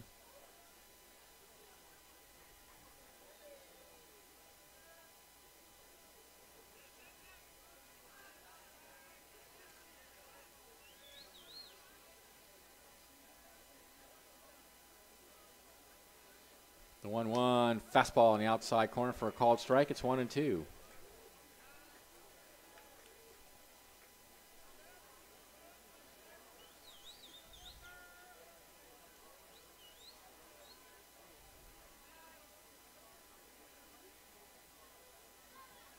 The 1-2 grounder in the hole on the right side. Over to get it is Pozos, and he can't get it. The runner's going to come around third. And here comes the throw home, and it's going to be way over the catcher's head, and that's going to allow Pavlovsky to go to second, and now he's headed for third, and he will make it. Yikes. That was no good. Well, it's going to be a hit and a two-base error on Pozos.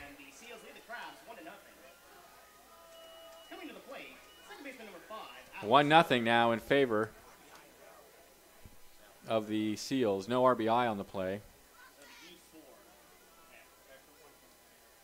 Well, actually, it's 2 errors on the play because the guy wouldn't have made it to third without the catch. That's actually 2 errors on.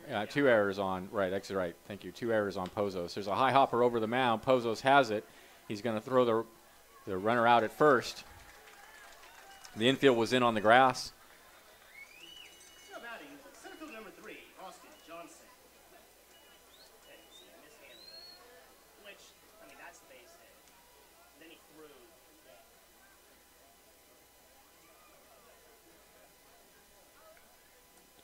So here's Alex. Is this Johnson now? This is Austin Johnson. Here's the pitch in there for a called strike. It's 0-1.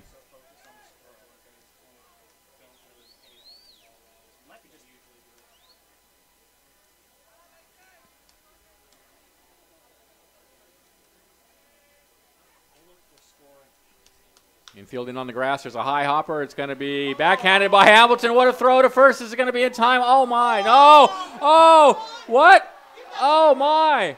Oh, a brilliant play by David Hamilton on a ball that was in the hole. Was definitely headed for left field. Slowly hit. How he got to it, I'll never know. A throw right on the money, and Don calls him safe at first. There is no way he was safe on that. No way. And Tyson Fisher is out to have a word. I'm sorry.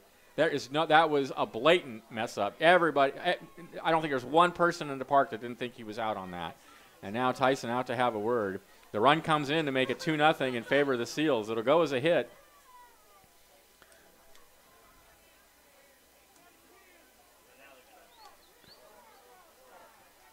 And now they're going to confer, but I mean it's too late now. He's made the call, but he was not safe. He was not safe. So there's a conversation down on the field between the umpires, and the score is 2-0 in favor of the Seals.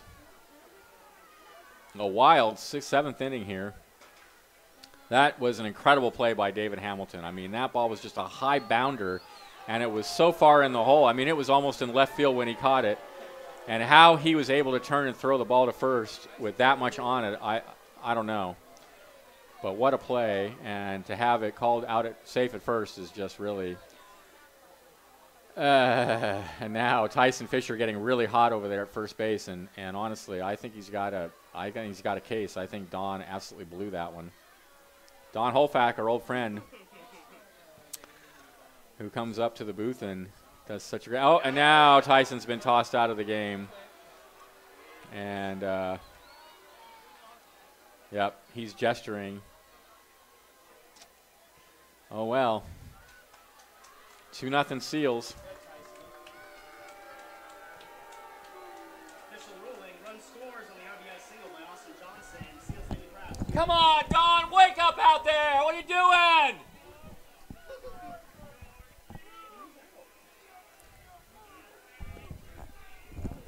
You're disinvited from the booth.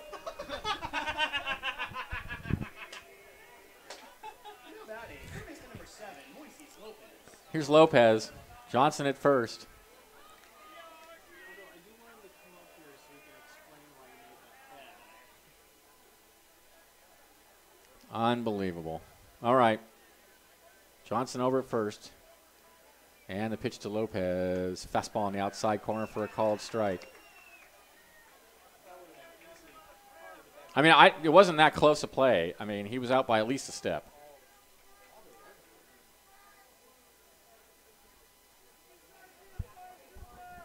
Oh, and 1 the count.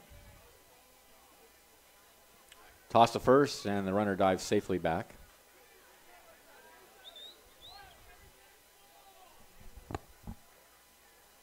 Austin Johnson, a big lead over there now. Vandenstein looks over. Now he sets. And deals a fastball swung on a miss. Good pitch, 0-2.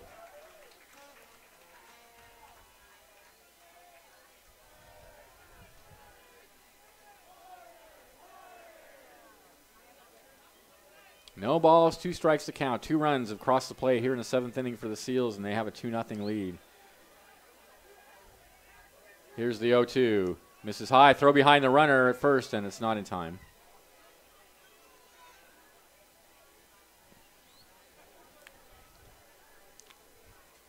I got to say, at this point in the season, my choice for the Crabs' most valuable player is David Hamilton. He has been just spectacular at short. He's hitting. He's been done a great job as a leadoff hitter. That play sealed it for me. 1-2 pitch. Slider away, and it goes all the way to the backstop, and that's going to allow Johnson to go to second on the wild pitch. So another runner in scoring position now for the Seals with the count 2-2 to Lopez.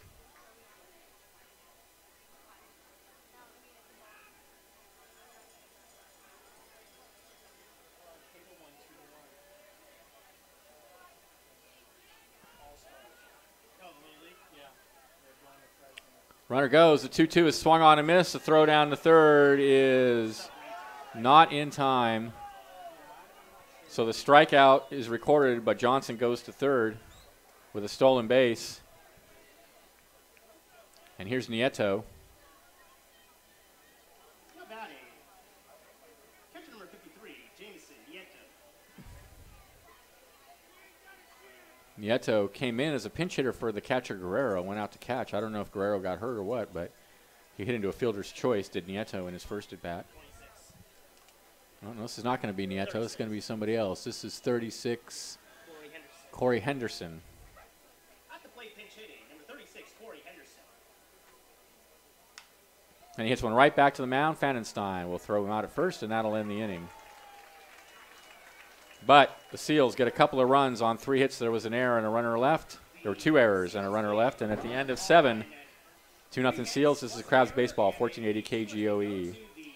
Bottom of the 7th inning, and it is the Seals 2, the Crabs nothing. Get up, stand up, stretch out your bench, bud. It is time for one of the most cherished traditions across baseball parks all across the country. It is the singing of the 7th inning stretch. Please join the Crabgrass Band and some of the finest ballpark staff around in singing "Take Me Out to the Ball Game." So were there 2 errors though on that play? Yeah, but I can't get the computer to do it. So I think he maybe just rushed, the second baseman just rushed the throw, and that'd be 1, right? Maybe There were 2 errors, yeah. But I just, like I said, I can't get the computer to let me do it. 30 seconds. Root for the Crabs. They'll win. It's a shame. It's a blue.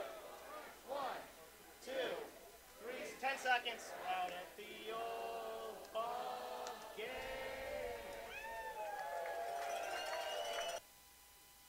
To the ballpark. Bottom of the 7th inning, Crabs trailing by 2. It must be 2, yeah. Forgot where it was, but whatever. How can I actually have it up? Except Junior Davis. It'll be Denholm, Johnson, and Thurber for the Crabs. Coming to the plate, catcher number 3, Logan Denholm. Here's the pitch. We have a new pitcher on the mound for the Seals. The first pitch is a slider away. It's 1-0. This is, do we know who this is, the new pitcher? 25. Oh, no, it's still James McReynolds. Okay. Looks like he changed his cap or something. So it's still McReynolds out on the mound. Here's the pitch.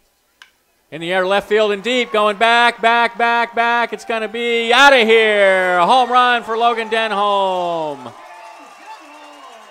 He launches one on the Highway 101 South.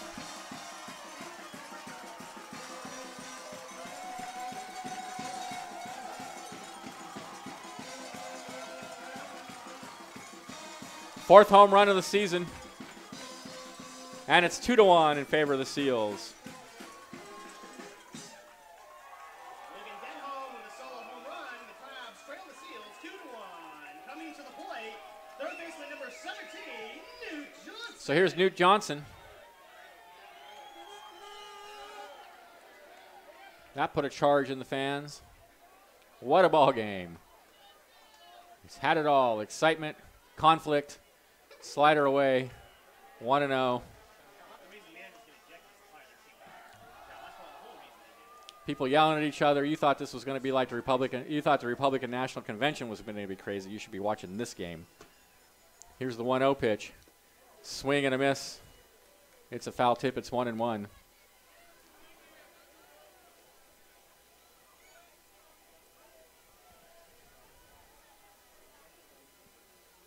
Slider down and away. 2-1.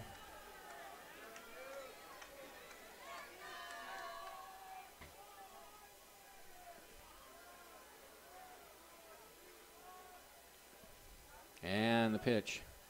Swing and a miss. Got him to chase that slider. 2-2. Johnson today is 0 for 2. He struck out in his last at bat. The 2-2. Taps that one foul over towards the Crabs dugout. So the count remains 2-2 to Newt Johnson. Jacob Thurber on deck.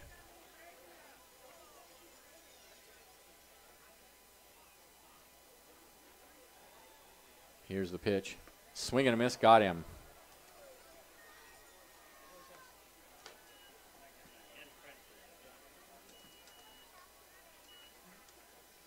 Now batting, first baseman number 16, Jacob Thurber. So Jacob Thurber will be the batter with one out. That is the 1, 2, 3, 4, 5, 6, 7, 8th strikeout of the night for McLaughlin.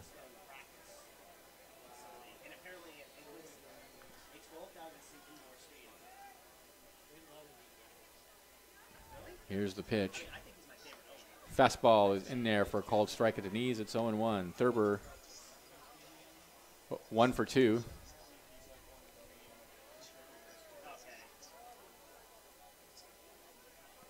The one next pitch is outside, 1-1.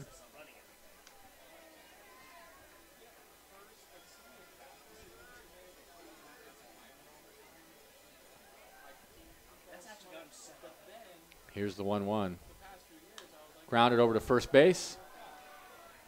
Scoops it up, touches the bag, and there's 2 away. Now batting, designated hitter number 4, Nick Warren. So here's Nick Warren, the DH. Warren tonight is 0 for 2. And that play at first that scored the second run for the Seals that was so controversial and so obviously wrong on Don's part looms rather large now.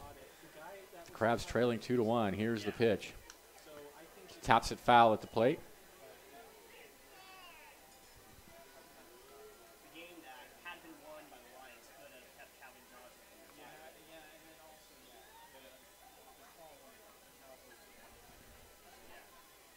0-1 the count.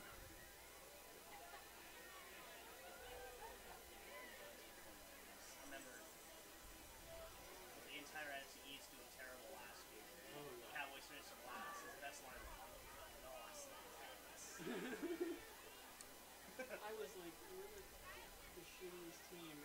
The 0-1 swing and a miss. Warren in a hole 0-2.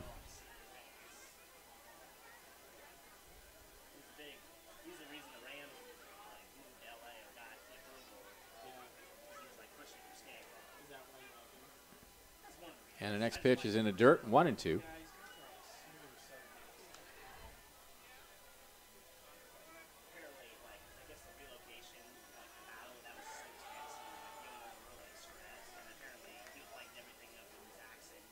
The 1-2 is lined into right field for a base hit. Nice pitch, nice job of hitting by Warren. A pitch low and away. He just went the other way with it and slapped it into right field. So he's aboard with 2 outs for Austin White. White's 1 for 2.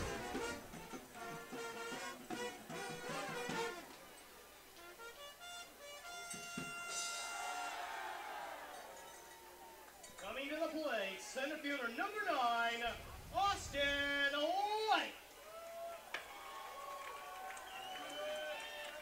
In order to go to LA, we need some of our big balls. Warren with a short lead over at first and throw over there. He dives back.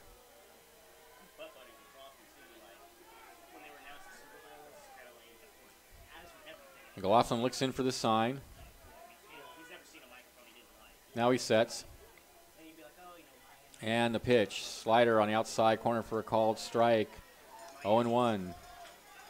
2-1 in favor of the Seals. 2 runs, 5 hits, 1 error for the Seals. 1 run, 4 hits, 2 errors for the Crabs.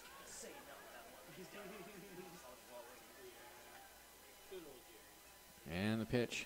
In the dirt and all the way to the backstop, and that's going to let Warren go to second. He's the tying run.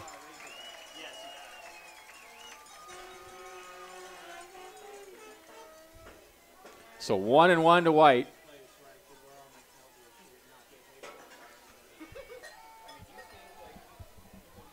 Chance to tie the game now with a base hit.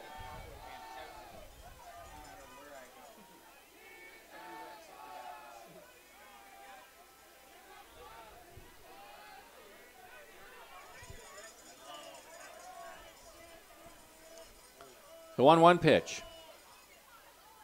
High tapper over the mound. Barehanded by the shortstop. Throw to first. Not in time. The runner's coming home, and he's a dead duck by a huge amount.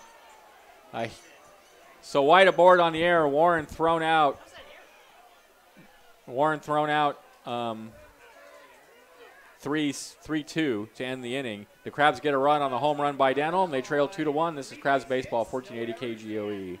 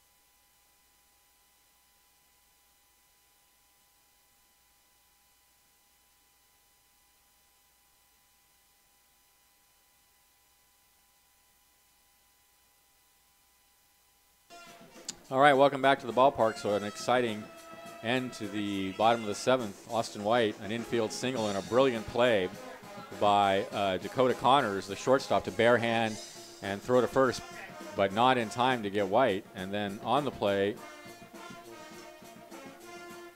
Thurber was trying to come home and was thrown out. Warren was trying to come home on the play and ended up getting thrown out by a rather wide margin at home plate. So the score remains 2-1 in favor of the Seals, and we have yet another pitcher on the mound for the Crabs.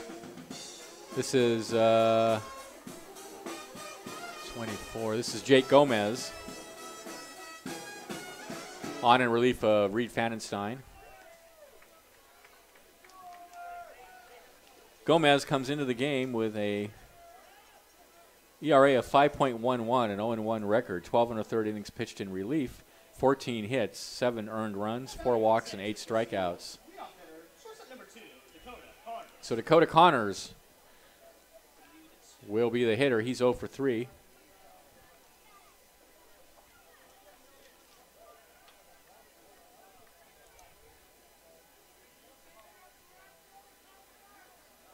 And the pitch is a fastball inside.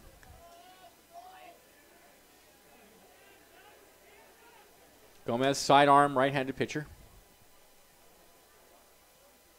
1 ball, no strikes is the count. And the pitch in there for a strike. 1-1 the count.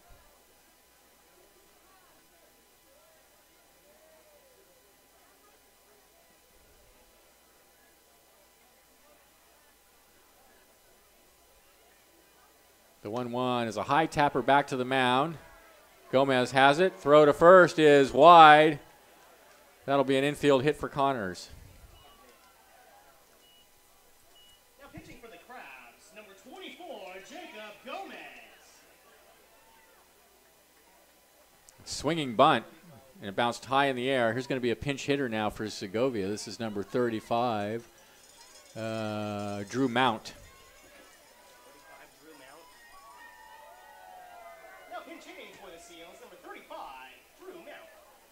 Mount played in last night's game. And in that game last night, he was 2 for 5 with an RBI and a run scored. Oh, you again, not Naomi. How's it going? Got the numbers hit me. So Connors over at first. He's their leadoff hitter, so throw at first and he throws it away. Connors is going to head over to second easily. And maybe the third. No, he's going to hold it second. So there's another error. There's an error on Gomez. And now the ball gets away from Gomez. The runner's going to third. There's nobody covering. Oh, my. And he will make it easily. Yikes. So 2 errors on the play. One by Gomez. Another one by Thurber. 4 errors in the game now for the Crabs. And that puts a runner at third with nobody out. And in a tight ball game like this, you just cannot give up bases like that. Yikes. Yay. Here's the pitch. Fouled out of play. 0-1. I was just going to say that Connors is a leadoff hitter, so he's probably a threat to steal. Obviously, Gomez thinking the same thing, but you just can't throw the ball away like that. 0-1 the count. Here's the pitch. Fastball misses inside, 1-1. 756 folks at the ballpark tonight witnessing one heck of a ball game.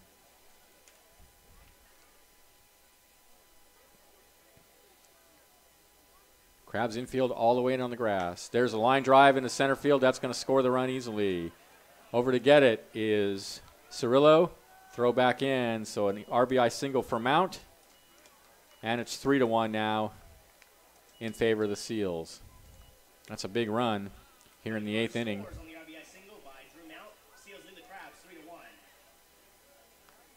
Another pinch hitter now. This is going to be J.P. Soriano for Myers. Soriano played in last night's game as well. In fact, he had the big hit in last night's game. Soriano last night, a two-run double, swing and a miss. He had 2 hits in last night's game. He swings the slider away. 0-1 the count. Mount over at first. 3-1 now in favor of the Seals. And the pitch. Swing again and a miss. 0-2.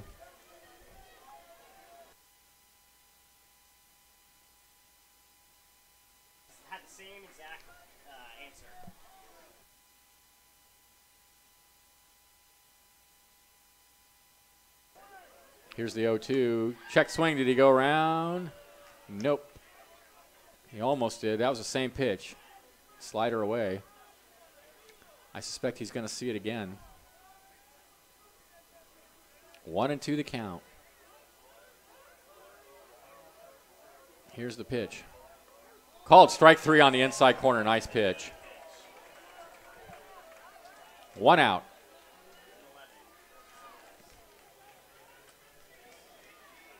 Here's Blake Ogburn.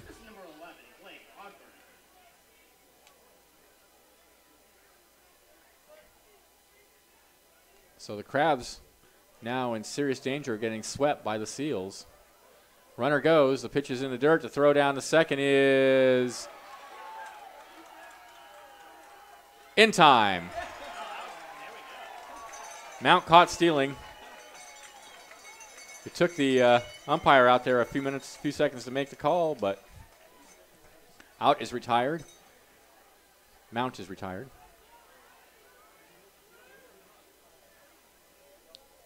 One and 0 the count to Ogburn now with 2 outs and nobody on.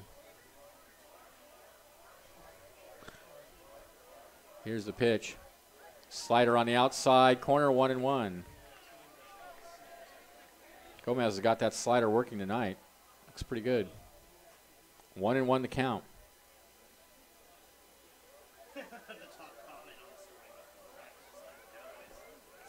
Inside corner with a fastball, 1-2.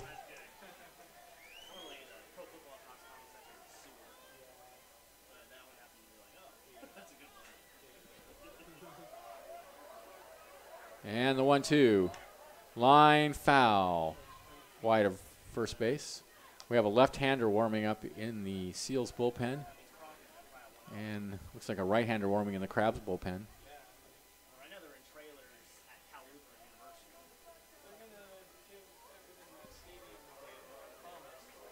The 1-2 pitch. Got him. Nice pitch. Inning over. They get a run on a couple of hits. There were 2 errors and nobody left. And at the end of 7.5, 3-1 Seals. This is Crazy Crabs Baseball, 1480 KGOE.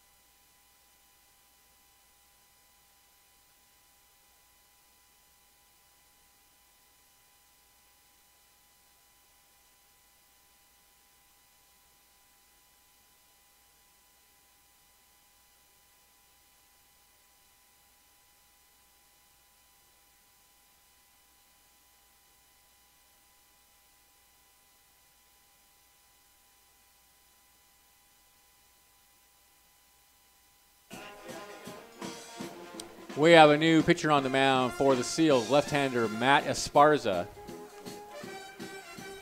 number 6. Matt Esparza. The line on James McReynolds is excellent, by the way. 7 innings pitched, 5 hits, 1 run. It was earned. He walked 1 and struck out 8. So a fine pitching performance by McReynolds to keep the Crabs held down to 1. But he gives way to Matt Esparza here in the bottom of the 8th inning.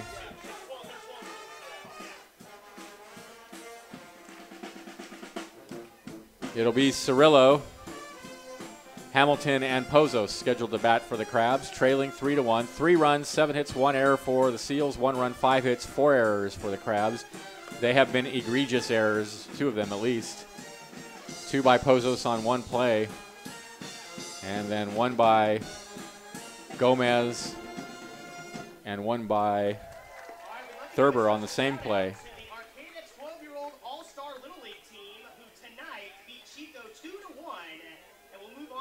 So here's Cirillo to lead it off. He's 0 for 2, grounded a short twice tonight. Bottom of the 8th inning. Coming to the plate for the Crabs, left fielder number 12, Mason Cirillo.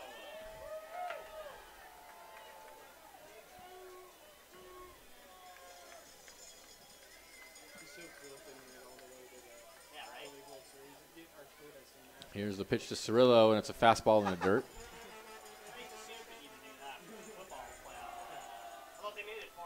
1-0 the count.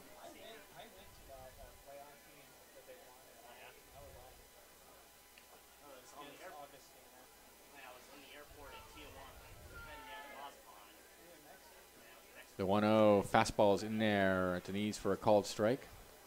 So I couldn't see. I remember, no, I was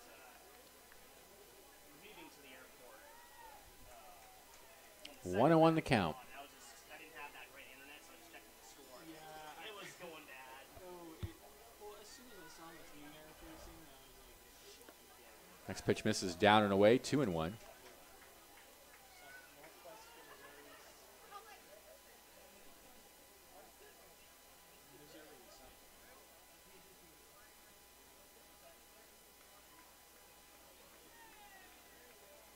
The 2-1. Line in the right field for a base hit. Cirillo aboard to lead off the bottom of the 8th. Back to the top of the order. Here's Hamilton. 0 for 2. Now batting leadoff hitter, shortstop number 34, David Hamilton.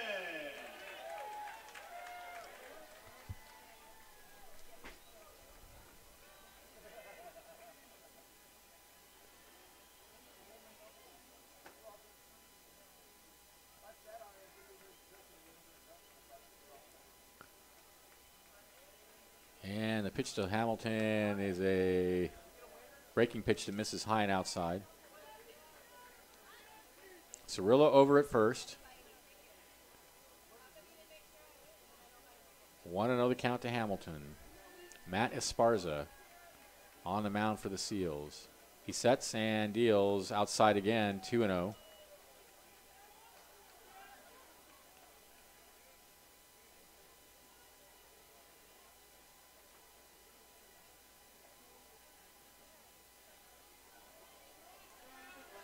Here comes the manager out to have a word.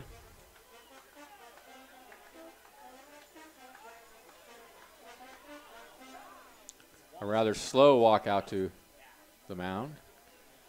And I don't know if he's going to the pen. They do have a right-hander warming out there.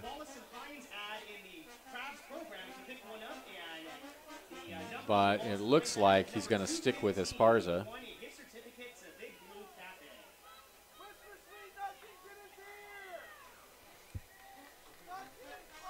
Okay. He's going to leave him in.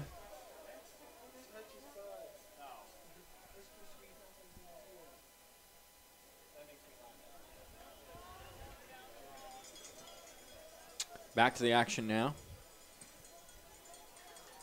2-0 the count to Hamilton. Cirillo over at first. 3-1 in favor of the Seals. Toss over there, and the Cirillo's safely back.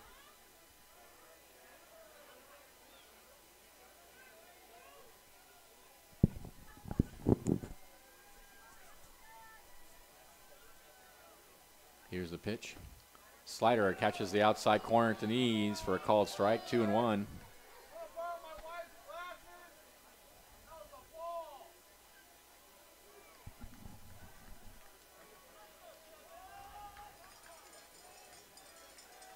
Two and one the count. Here's the pitch. And on the hands, and he fouls it over towards the Seals dugout.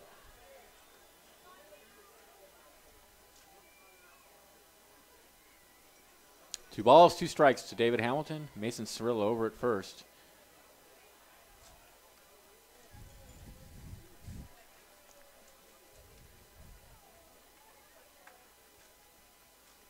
Esparza from the belt. Looks at first and comes home and just misses outside. Hamilton thought about going around and held up. 3-2.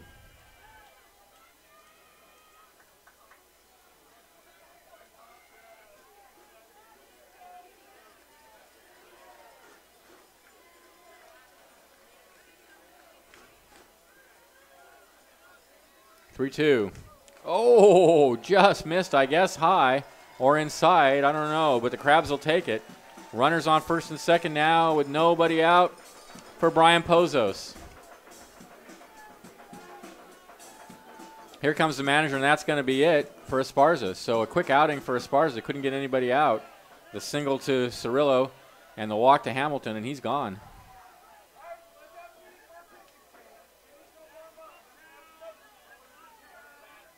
Going to be a right-hander coming in relief. We'll try to get a name for you. 3 runs, 7 hits, 1 error for the Seals. A run, 6 hits, 3 errors for the Crabs. But the tying runs now are on base here in the bottom of the 8th inning. What a ball game. It was scoreless up until the 7th. The Seals got 2 controversial runs in the top of the 7th inning. Crabs came back on the home run by Denholm in the bottom of the 7th, and then the Seals got yet another run in the top of the 8th, and that's where we stand 3-1 in favor of the Seals.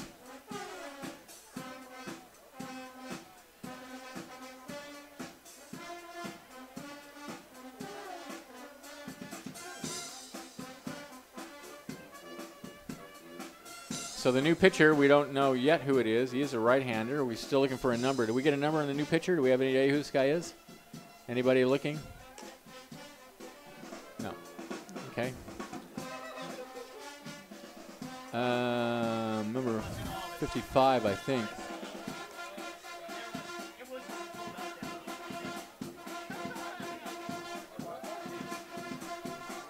Trying to get a number on this guy. Still not sure. Oh, okay, 15. Okay.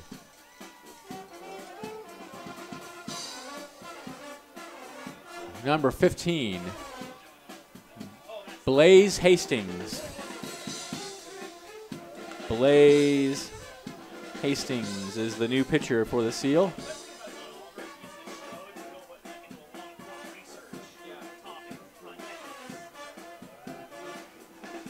All right, so third pitcher of the night for the Seals. You see he takes his warm-up pitches.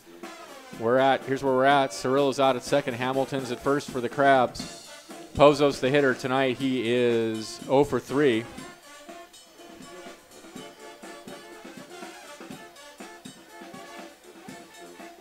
And I wouldn't be too shocked to see him bunt, although it is only the 8th inning, to try to get those runners into scoring position for Newman. We'll see what the plan is. They got a runner in on the grass. They got the first baseman in on the grass and a third baseman. The middle of the infield is second at the double play dead, and he is showing bunt. He takes the pitch over his head. It's 1-0. So Hastings' first pitch almost hits him in the head. Blaze Hastings. Pitching for the Seals, number 15, Blaze Hastings. 1-0 the count. Here's the pitch. He's showing bunt again, and he bunts it out in front of the plate. Hastings off the mound, picks it up, throws to first, and he throws it into right field. Here comes Cirillo to score. Hamilton is going to be held at third, and on his way to second is Pozos. That was a brilliant bunt. Pozos, what a bunter. Another great bunt right out in front of the mound in sort of no man's man on the left side. And that's going to make it 3-2 now in favor of the Seals. I don't know what I think that's an error all the way. Hamilton goes to second. Cirillo comes in to score. And coming to the plate, second baseman number 2, Brian Pozos. So here's Newman. Excuse me, right fielder number 6, Jason Newman. They're all the way in on the grass.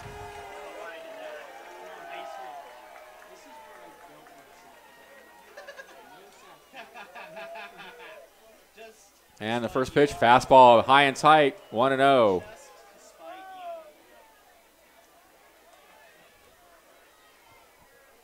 So the tying run at third, the go-ahead run. Out at second base, nobody out, 1-0 to Newman. The Seals all the way in on the grass in the infield. The 1-0. Fouled out of play. 1-1. Wow, another just spectacularly exciting ball game here at the Arcata Ballpark tonight. A great bunt by Pozos. He was trying to sacrifice the runners. Hastings got off the mound quickly, grabbed it, and just threw it into the bullpen, essentially. 1-1 the count now to Newman. Here's the pitch.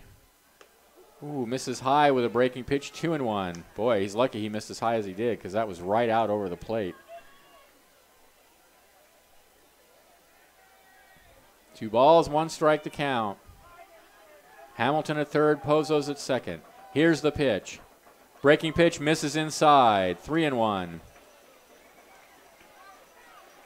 Nobody out.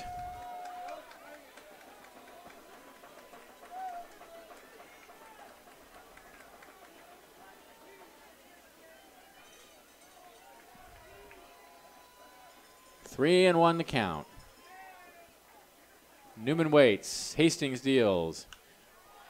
Fouled out of play.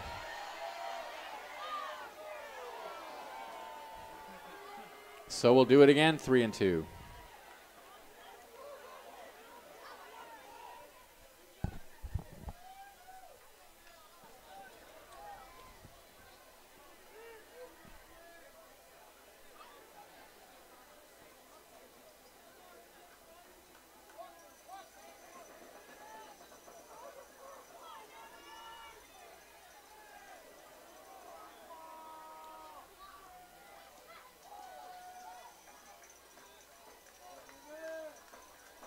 All right, here we go. Runners take their lead. 3-2 the count to Newman. Hits him on the elbow. Bases loaded.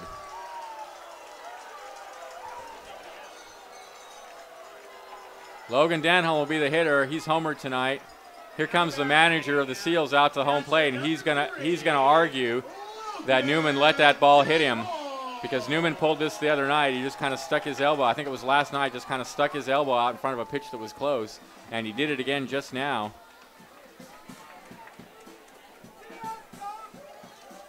And the manager having a word with the home plate umpire, and I suspect that's what it's about.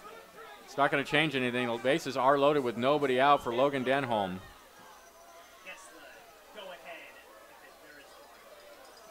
So a big opportunity for the Crabs here. They're down by 1, but the bases are juiced with nobody out. They've already plated 1 here in the inning. Hastings sets and comes home. Fastball inside. Nowhere to put Denholm. The tying run's over at third. A huge spot here for the Crabs. A big advantage. 1-0 the count. And the pitch. Inside and low, 2-0. This guy is in a heap of trouble.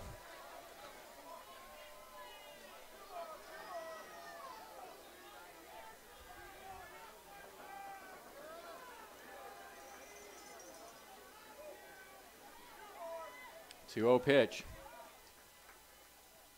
Hit him. Tie ball game.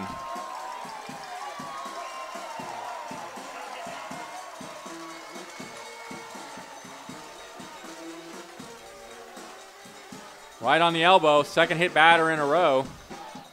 Crabs probably aren't too happy about the method, but they'll take the result. With the game tied at 3 now and the bases still loaded, nobody out for Newt Johnson. Johnson's 0 for 3. Here comes the manager of the Seals. They don't have anybody in the bullpen. Pozo's at third, Newman at second, Denholm at first.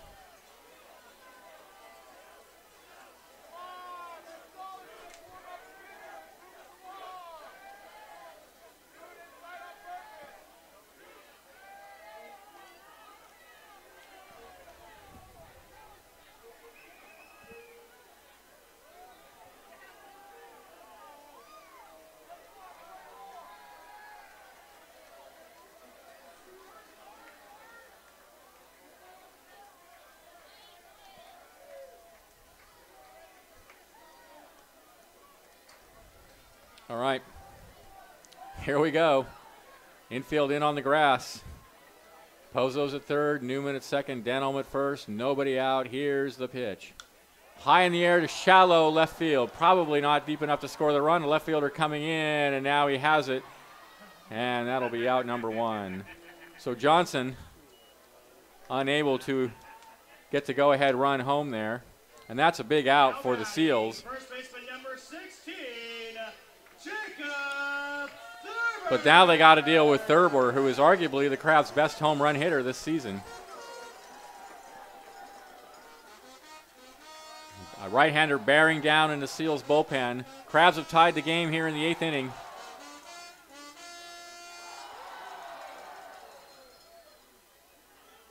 Thurber waits. Here's the pitch. Fastball on the outside corner. Good pitch.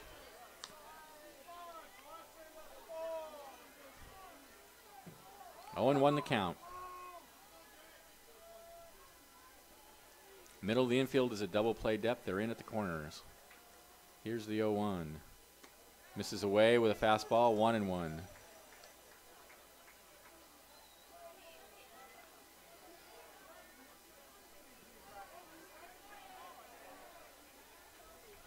What a ball game. 1-1 the count. Here's the pitch. He pops it up. Shallow right field, actually on the infield. 2 away. Wow. So now 2 outs. The Crabs on the verge of wasting a golden opportunity to take control of this game. They have tied the score, but with the bases loaded and 2 outs now, it'll be up to Warren to give him the lead. Warren is 1 for 3. So a pop out by Johnson and a pop out by Thurber. Here's the pitch. Fouled out of play. Pozo's at third, Newman at second, Denholm at first. Bottom of the 8th inning. Crabs just need 1. Can they get it? 0-1 the count to Warren. Here's the pitch. Down in the dirt, 1-1.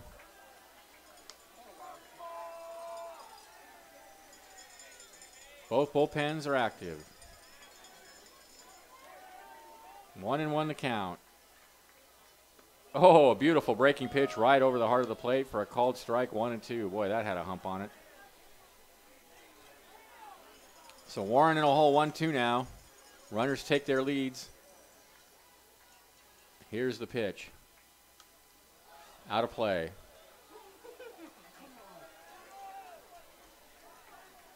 A ball and 2 strikes to count.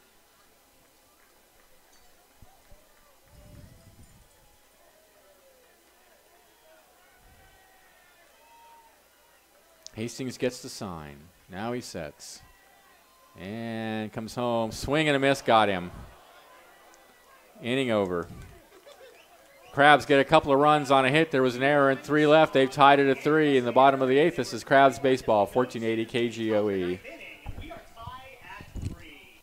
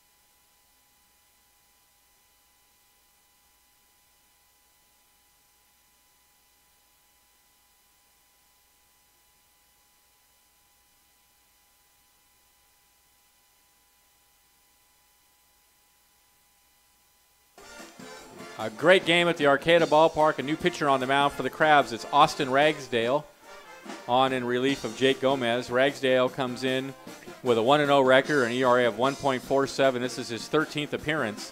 In 18 1/3 innings pitched, he's given up 3 earned runs. He's walked 3 and struck out 19. It'll be Pavlovsky, Felder, and Johnson for the Seals. Tied at 3. 3 runs, 7 hits, 2 errors for the Seals. 3 runs, 6 hits, 4 errors for the Crabs. Top of the 9th inning. An exciting ball game here at the Arcata Ballpark. We've seen it all. We've seen a home run. We've seen some crazy base running. We've seen some crazy fielding. We've seen some brilliant fielding. We've seen some controversy. We've just seen it all. And it's not over yet with the game tied here in the top of the 9th inning. Now pitching for the Humboldt Crabs from Sacramento State University, number 46, Austin Ragsdale. I saw that. Thanks to the North Coast Co-op, by the way. That's what's called spray painted. A natural food consumer-owned cooperative grocery store located in the far reaches of Northern California. They're on 8th and I in Arcata and at 4th and B in Eureka. Can't say enough good things about the Co-op.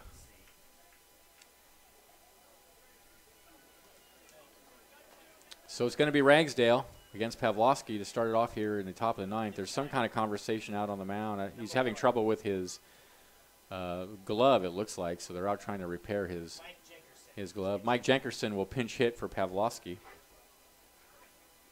Jenkerson was in last night's game. Number 1, Mike Jenkerson. And last night he was 0 for 3. So we're ready to go. Top of the ninth inning, tied at 3. Ragsdale gets the sign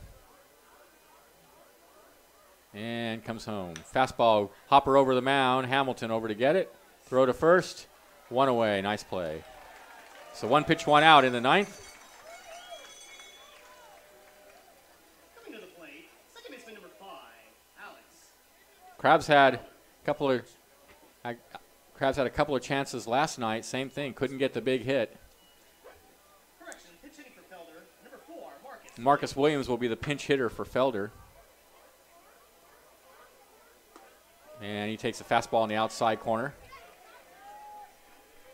I don't think he played in last night. He may have played in last night's game. I think he did, actually.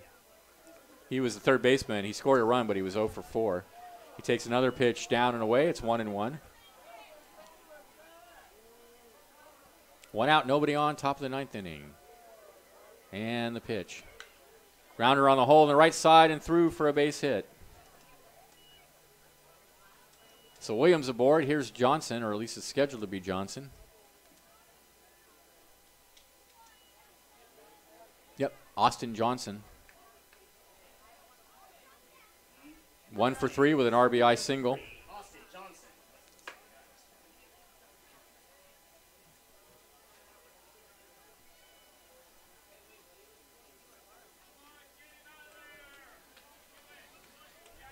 Ragsdale looks over at first. Williams with a modest lead. Here's the pitch. In the left field, and base hit. It's going to bounce right in front of Cirillo. And now the Seals got something going with 1 out.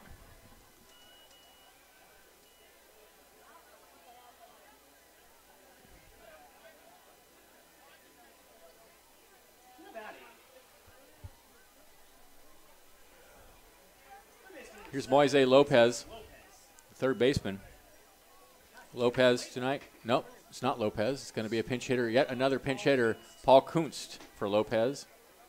Pinch hitting for Lopez, number 9, Paul Kunst.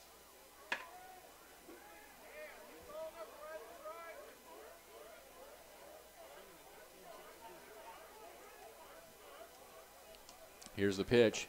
Fastball right down the middle for a called strike. Kunst in last night's game was the second baseman, and he was 2 for 4 with a couple of runs scored. Williams at second, Johnson at first, tied at 3. That's a big run out there at second base. And there's a ground ball in the hole on the left side, knocked down, tags the runner going to third. Did he get him? Everybody's safe. Johnson knocked the ball down, got up, and tried to tag. Williams going by, but the ruling is he missed him. So that's going to load the bases.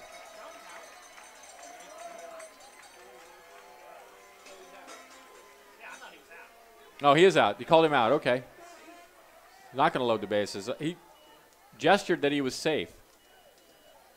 So it's a fielder's choice. Johnson goes to second. Williams is out third unassisted. And with first and second and 2 outs now, here's Henderson. Well, that changes the complexion of the inning quite a bit. From the set, Ragsdale glances out at second and deals. And there's a ground ball hit slowly down to third. That should end the inning. Throw to first is in time, and the inning's over. So the Crabs get out of the jam. There were no runs, 2 hits, no errors, 2 left at the end of 8.5. 3-3 and 3-3. Stay tuned. There's more exciting Crabs baseball coming up here in the bottom of the 9th inning.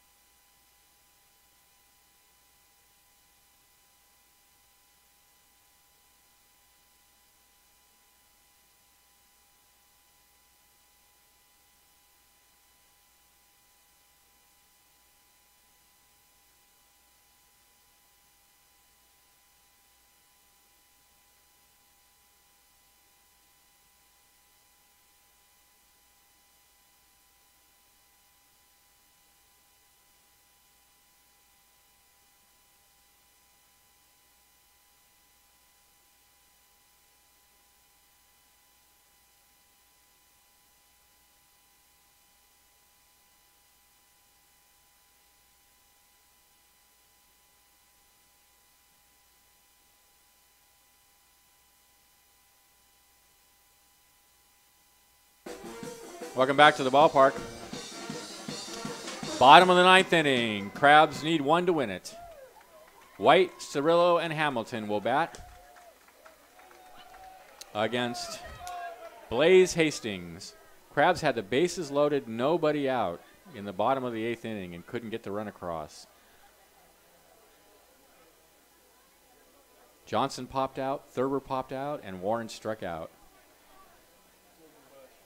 So Logan Bush will bat for White. Coming to the plate for the Crabs, pinch hitting for Austin White, number 27, Logan Bush. Logan Bush comes into the game batting .315. He hits one foul and out of play. He's been hitting pretty well lately. He was down below 200 for a while, and now he's brought it up to .315. Last night he was 0 for 2 with a couple of walks. Here's the pitch, fastball down and away, 1-1. Bottom of the 9th inning, tied at 3, a wild ball game, an exciting ball game. Here's the pitch, breaking pitch, misses away. That's a big curveball that Hastings has, a big 12-6 curve. 2-1 now to count to Bush. Into the windup and the pitch. Misses away. 3-1.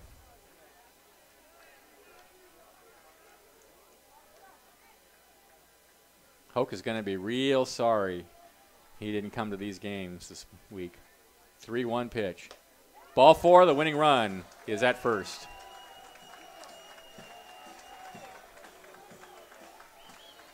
Here's Mason Cirillo, and I strongly suspect that he will be bunting.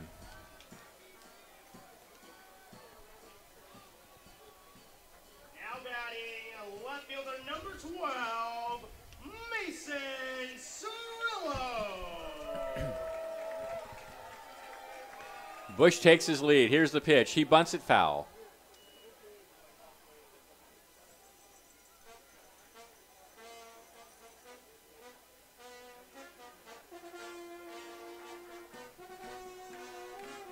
Oh, and 1 to count.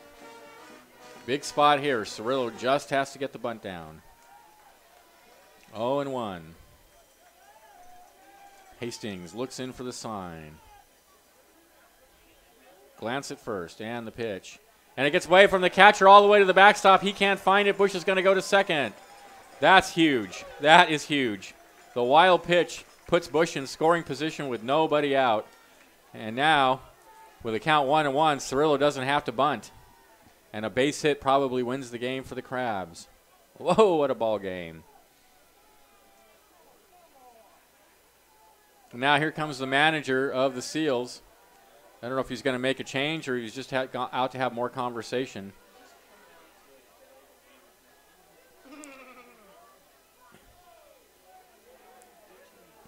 And now another holdup in the game because the home plate umpire and the manager of the Seals are having some kind of conversation. And I think he's telling him he can't send anybody out to the, I guess he was sending the pitching coach out or somebody. I don't know what he was doing, but now it looks like he's being told that he can't do that, and I don't know what the holdup is. Here comes the third base umpire.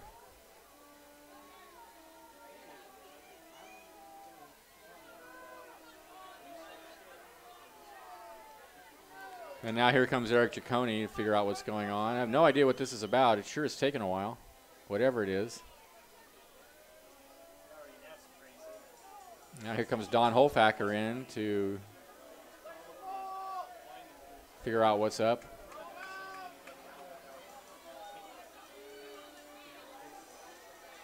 Well, it's a convention of umpires and managers over here at home plate. Meanwhile, the Crabs in a golden opportunity to win the game here with Bush out at second and nobody out. We're in the bottom of the 9th, tied at 3. 3 runs, 9 hits, 2 errors for the Seals. 3 runs, 6 hits, 4 errors for the Crabs. No idea what this conversation is. If this conversation is because he couldn't send anybody to the mound, it would have been faster to let him send somebody out to the mound than to explain to him why he can't.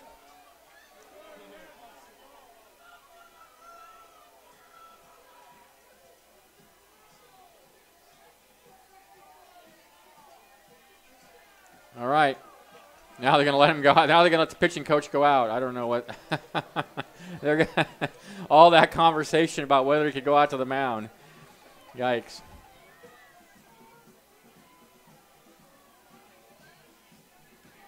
So now the whole infield is in on the pitcher's mound. They have not made a change. They have a right-hander warming in the bullpen.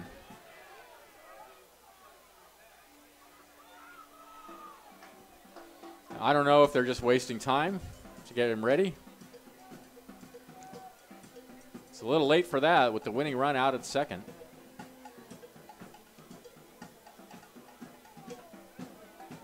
This is one long conversation as well. And really a long holdup here in the game. And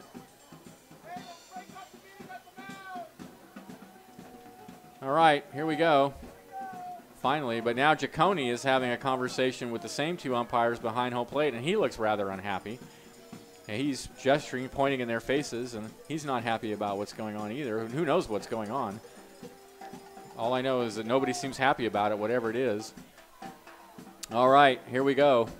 Swanson will go back behind home plate.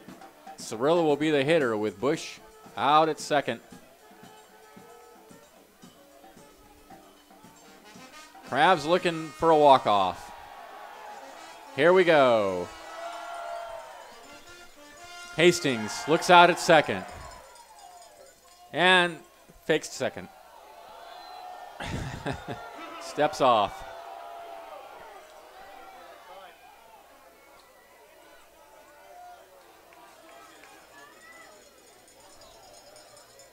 One and one the count to Cirillo, and now he bluffs towards second again. For some reason, the Seals do not want to continue with this game. I don't know what it is.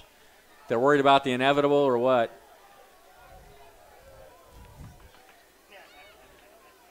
The 1-1. Fastball down and away, 2-1.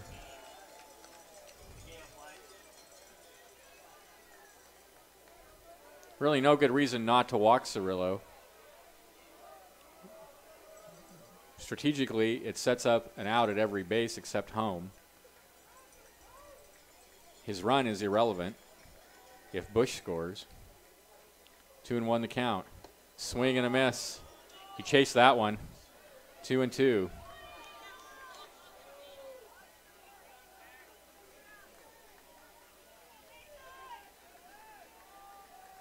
Two balls, two strikes, the count to Cirillo.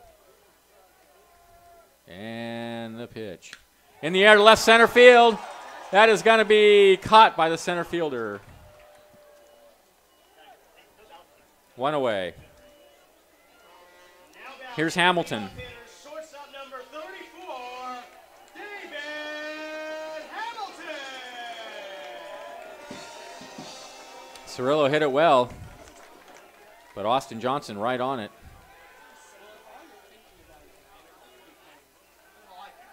So here's Hamilton. 0 for 2 with a couple of walks. He takes a fastball away.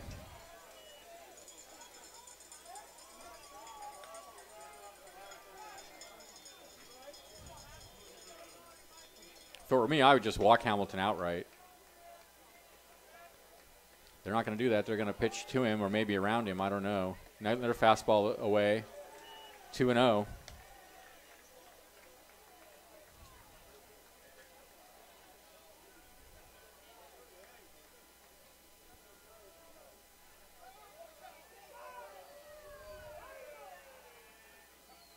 Glance out at second and a 2-0. Popped high in the air on the infield. Oh, my. Foul territory. Catcher looking for it. He's under it, and he's not going to get it. Well, that's a huge break for Hamilton and the Crabs. That was out number 2 all the way. A pop foul over by the Crabs dugout, and Fernando Guerrero, or it's actually not Guerrero anymore. It's somebody else. Couldn't find it.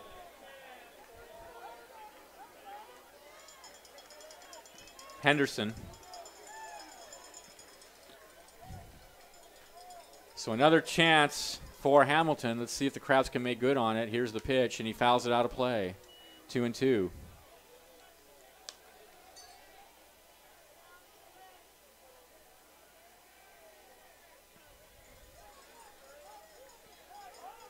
Bush takes his lead. Hastings Glances at second and comes home and misses away. 3-2.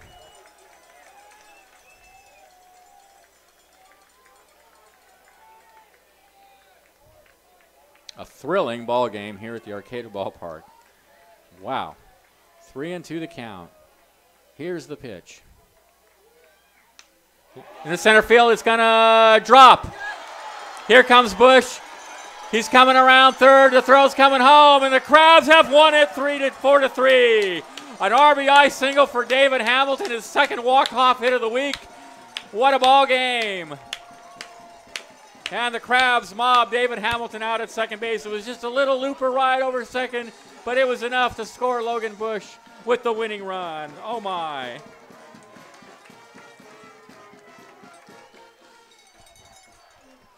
Oh, wow.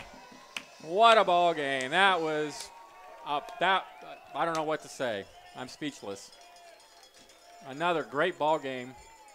Another great comeback for the Crabs. Wow. 4-3, the Crabs win it. For the Seals, 3 runs, 9 hits, 2 errors. For the Crabs, 4 runs, 7 hits, 3 errors. The win goes to Austin Ragsdale, who is now 2-0 on the season. The loss goes to Blaze Hastings. The Crabs' record now 24-11. Tomorrow night's an off night, but this weekend, Friday, Saturday, Sunday, it'll be the Rally Factory Rockhounds. Never heard of them, but they're coming into the ballpark this weekend for 3 games. Going to be exciting baseball. You're going to want to be here 7 o'clock Friday night. Hoke Holcomb and I will be here bringing you all the action. Get here early, get a good seat. Crabs baseball is running out. Time's running out to see the Crabs, and you're missing out on some spectacularly exciting baseball. Till then, thanks for listening. It's been a pleasure bringing you the game tonight. This is Benjamin Schaefer. Go Crabs. 1480 KGOE. Yeah, it was Bush who scored the winning run.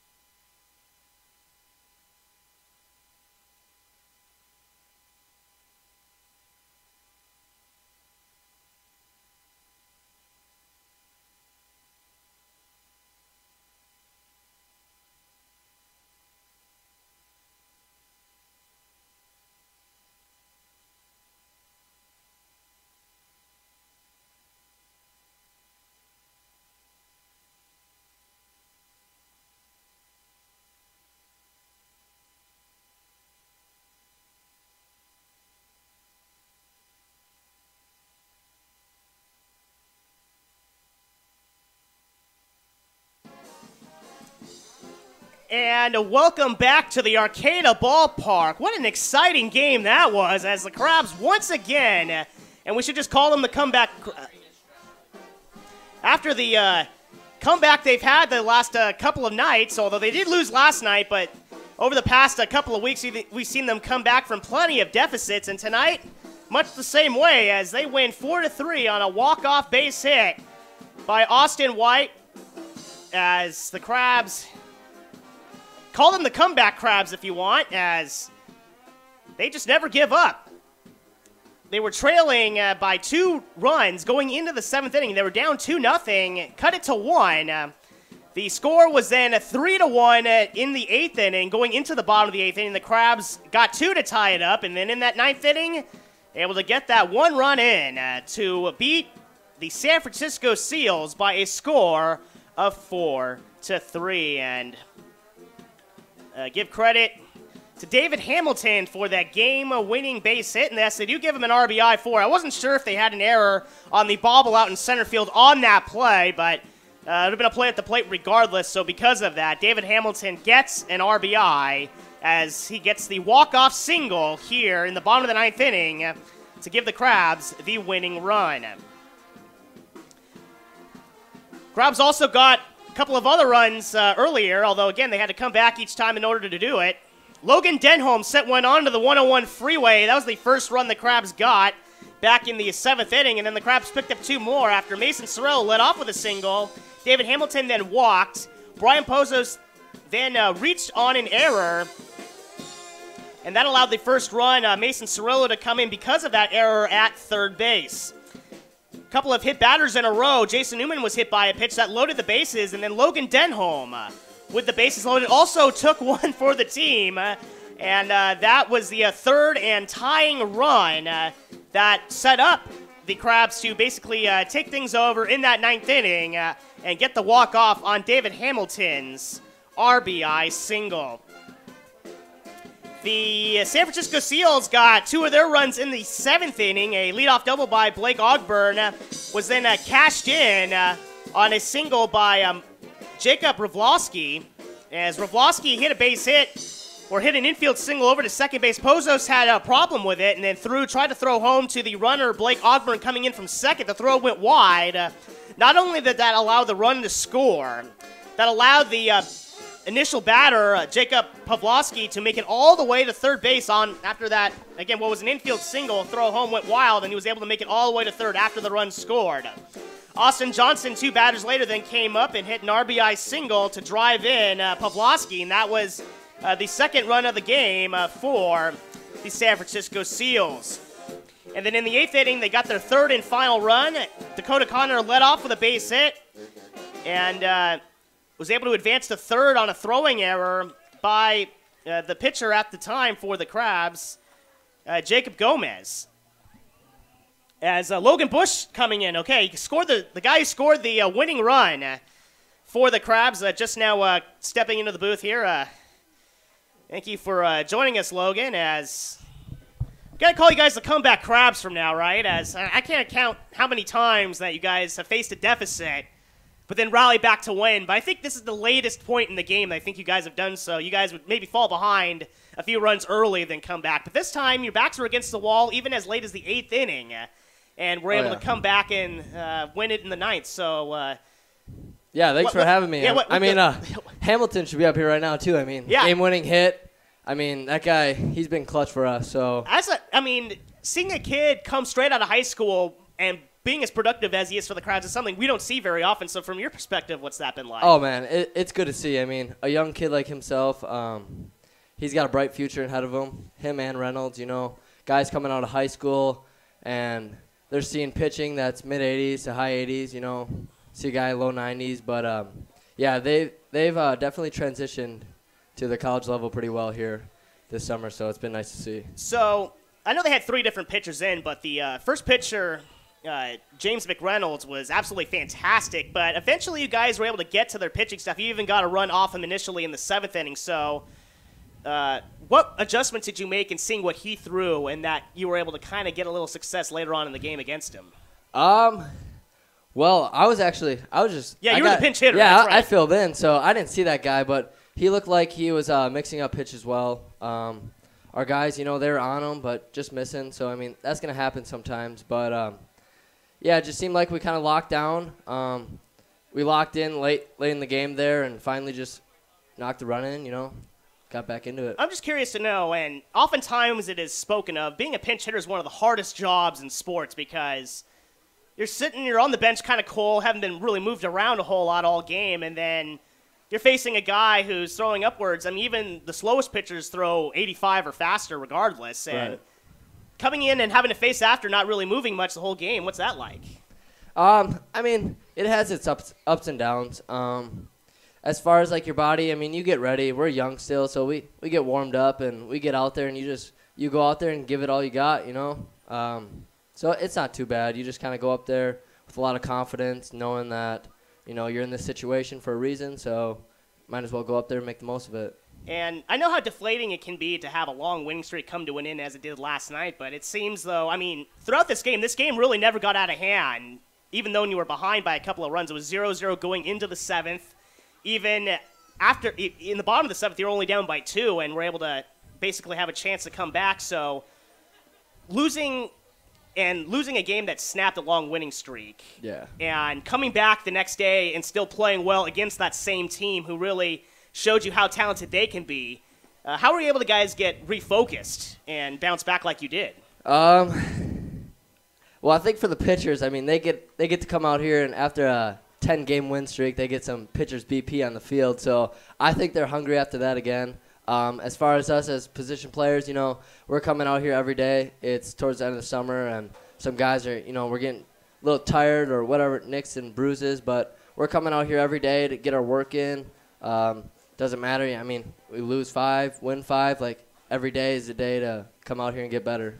Now, guys got a day off tomorrow. How do you guys usually utilize your days off? I mean, I know baseball is a big part of the summer, but you guys have to have fun too and go explore for sure. Humboldt. So, on a typical day off, what do you and your teammates usually do? Well, some of the guys, try to sleep in a little bit. Yeah, definitely get some I sleep. can feel that. Usually get a lift, get that out of the way, and then either we've been going to the beach a few times, just hanging out on the beach. That's a pretty good time. Some guys will go out fishing or go up into these redwoods. I mean, they're pretty cool to see up there. So we'll hike around up there or go to the pier or something. Like, I don't know. There's a lot of good things to do around here, and it's cool to see. So we'll just get out and do something other than baseball. Yeah, well, you guys have earned that day off with how definitely. well you played. So thank you for coming up. Thanks for having me. Came in as a super sub and got that important walk and were able to score the winning run. So even if you didn't get in the game, you got to say, I scored the winning run, right? Right, So, exactly. Thank you. Have a good night and enjoy your day off tomorrow as the Crabs are off until Friday as they win, though, coming back a 4-3 win over the San Francisco Seals. All right, we'll take one more 60-second. Can you give us one more 60-second timeout, Tom? We'll come back, wrap things up, and get you ready for Friday. You're listening to Humboldt Crabs Baseball here on AM 1480 KGOE.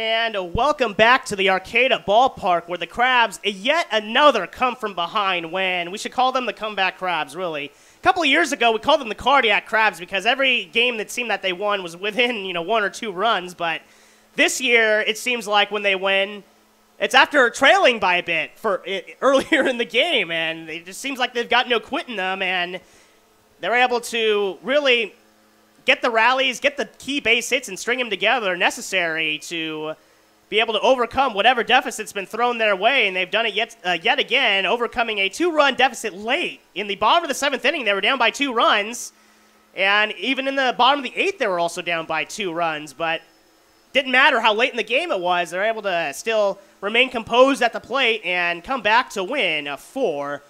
We got the offensive performers for both sides. David Hamilton went 1 for 3, but that one was a big one, as with Logan Bush at second base in that 9th inning came and had that key base hit, soft line drive to shallow center field, but that's all he needed to get the run in, as the Crabs were able to get their 4th and game-winning run on that base hit. Logan Denholm went 1 for 3, had 2 RBIs, as Denholm had himself a pretty nice day at the plate. 2 RBIs, as he went 1 for 3 with that solo home run. Also took one for the team, getting hit by a pitch with the bases loaded. That got the 2nd run in, and doesn't matter how you bring in the runs, getting hit by a pitch, that's why they say take one for the team, right? And he got his 2nd RBI by getting hit by a pitch, and that was a key run, with the Crabs only winning by 1 run. Jacob Thurber also went 1 for 4. Nick Warren 1 for 4. And Austin White had himself a nice evening at the plate, going 2 for 3. And Mason Cirillo went 1 for 4 with a run score. We just spoke with Logan Bush, came in as a pinch hitter for Austin White in that 9th inning and drew a walk and was able to come around and score that game-winning run on that base hit by David Hamilton. Looking at the San Francisco Seals and their production at the plate, Dakota Connors went 1 for 4 with a run scored. Drew Mount went 1 for 1, came in as a pinch hitter and went 1 for 1 with an RBI. Ryan Myers went 1 for 3. Blake Ogburn went 1 for 3 with a run score, and Jacob Pavlovsky went 1 for 3 also with a run scored. Marcus Williams came in as a pinch hitter and went 1 for 1. A.J. Johnson, 2 for 4 with an RBI, and Moises Lopez went 1 for 3, and that's the offensive performance for each side. 4 runs, 7 hits for the Crabs. They also committed 3 errors. The San Francisco Seals, 3 runs. They actually out-hit the Crabs, had 9 base hits, and they themselves committed 2 errors. Again, it was 2-0 for the San Francisco Seals after the top of the 7th. In the middle of the 7th inning, was scoreless up until that top of the 7th. So 2-0, the Crabs got a run in that bottom of the 7th inning. The Seals added a run in the top of the 8th, then the Crabs added 2 of their own to tie it at 3 in the bottom of the 8th, and they got the game-winning run in the bottom of the 9th inning. Taking a look at the pitching, and James McReynolds, the starter for the San Francisco Seals, had actually a fantastic game on the mound. Him and Junior Davis really went toe-to-toe, and really both put in spectacular performances. McReynolds went 7 innings, allowed 5 hits with a run, along with 8 strikeouts and 1 walk.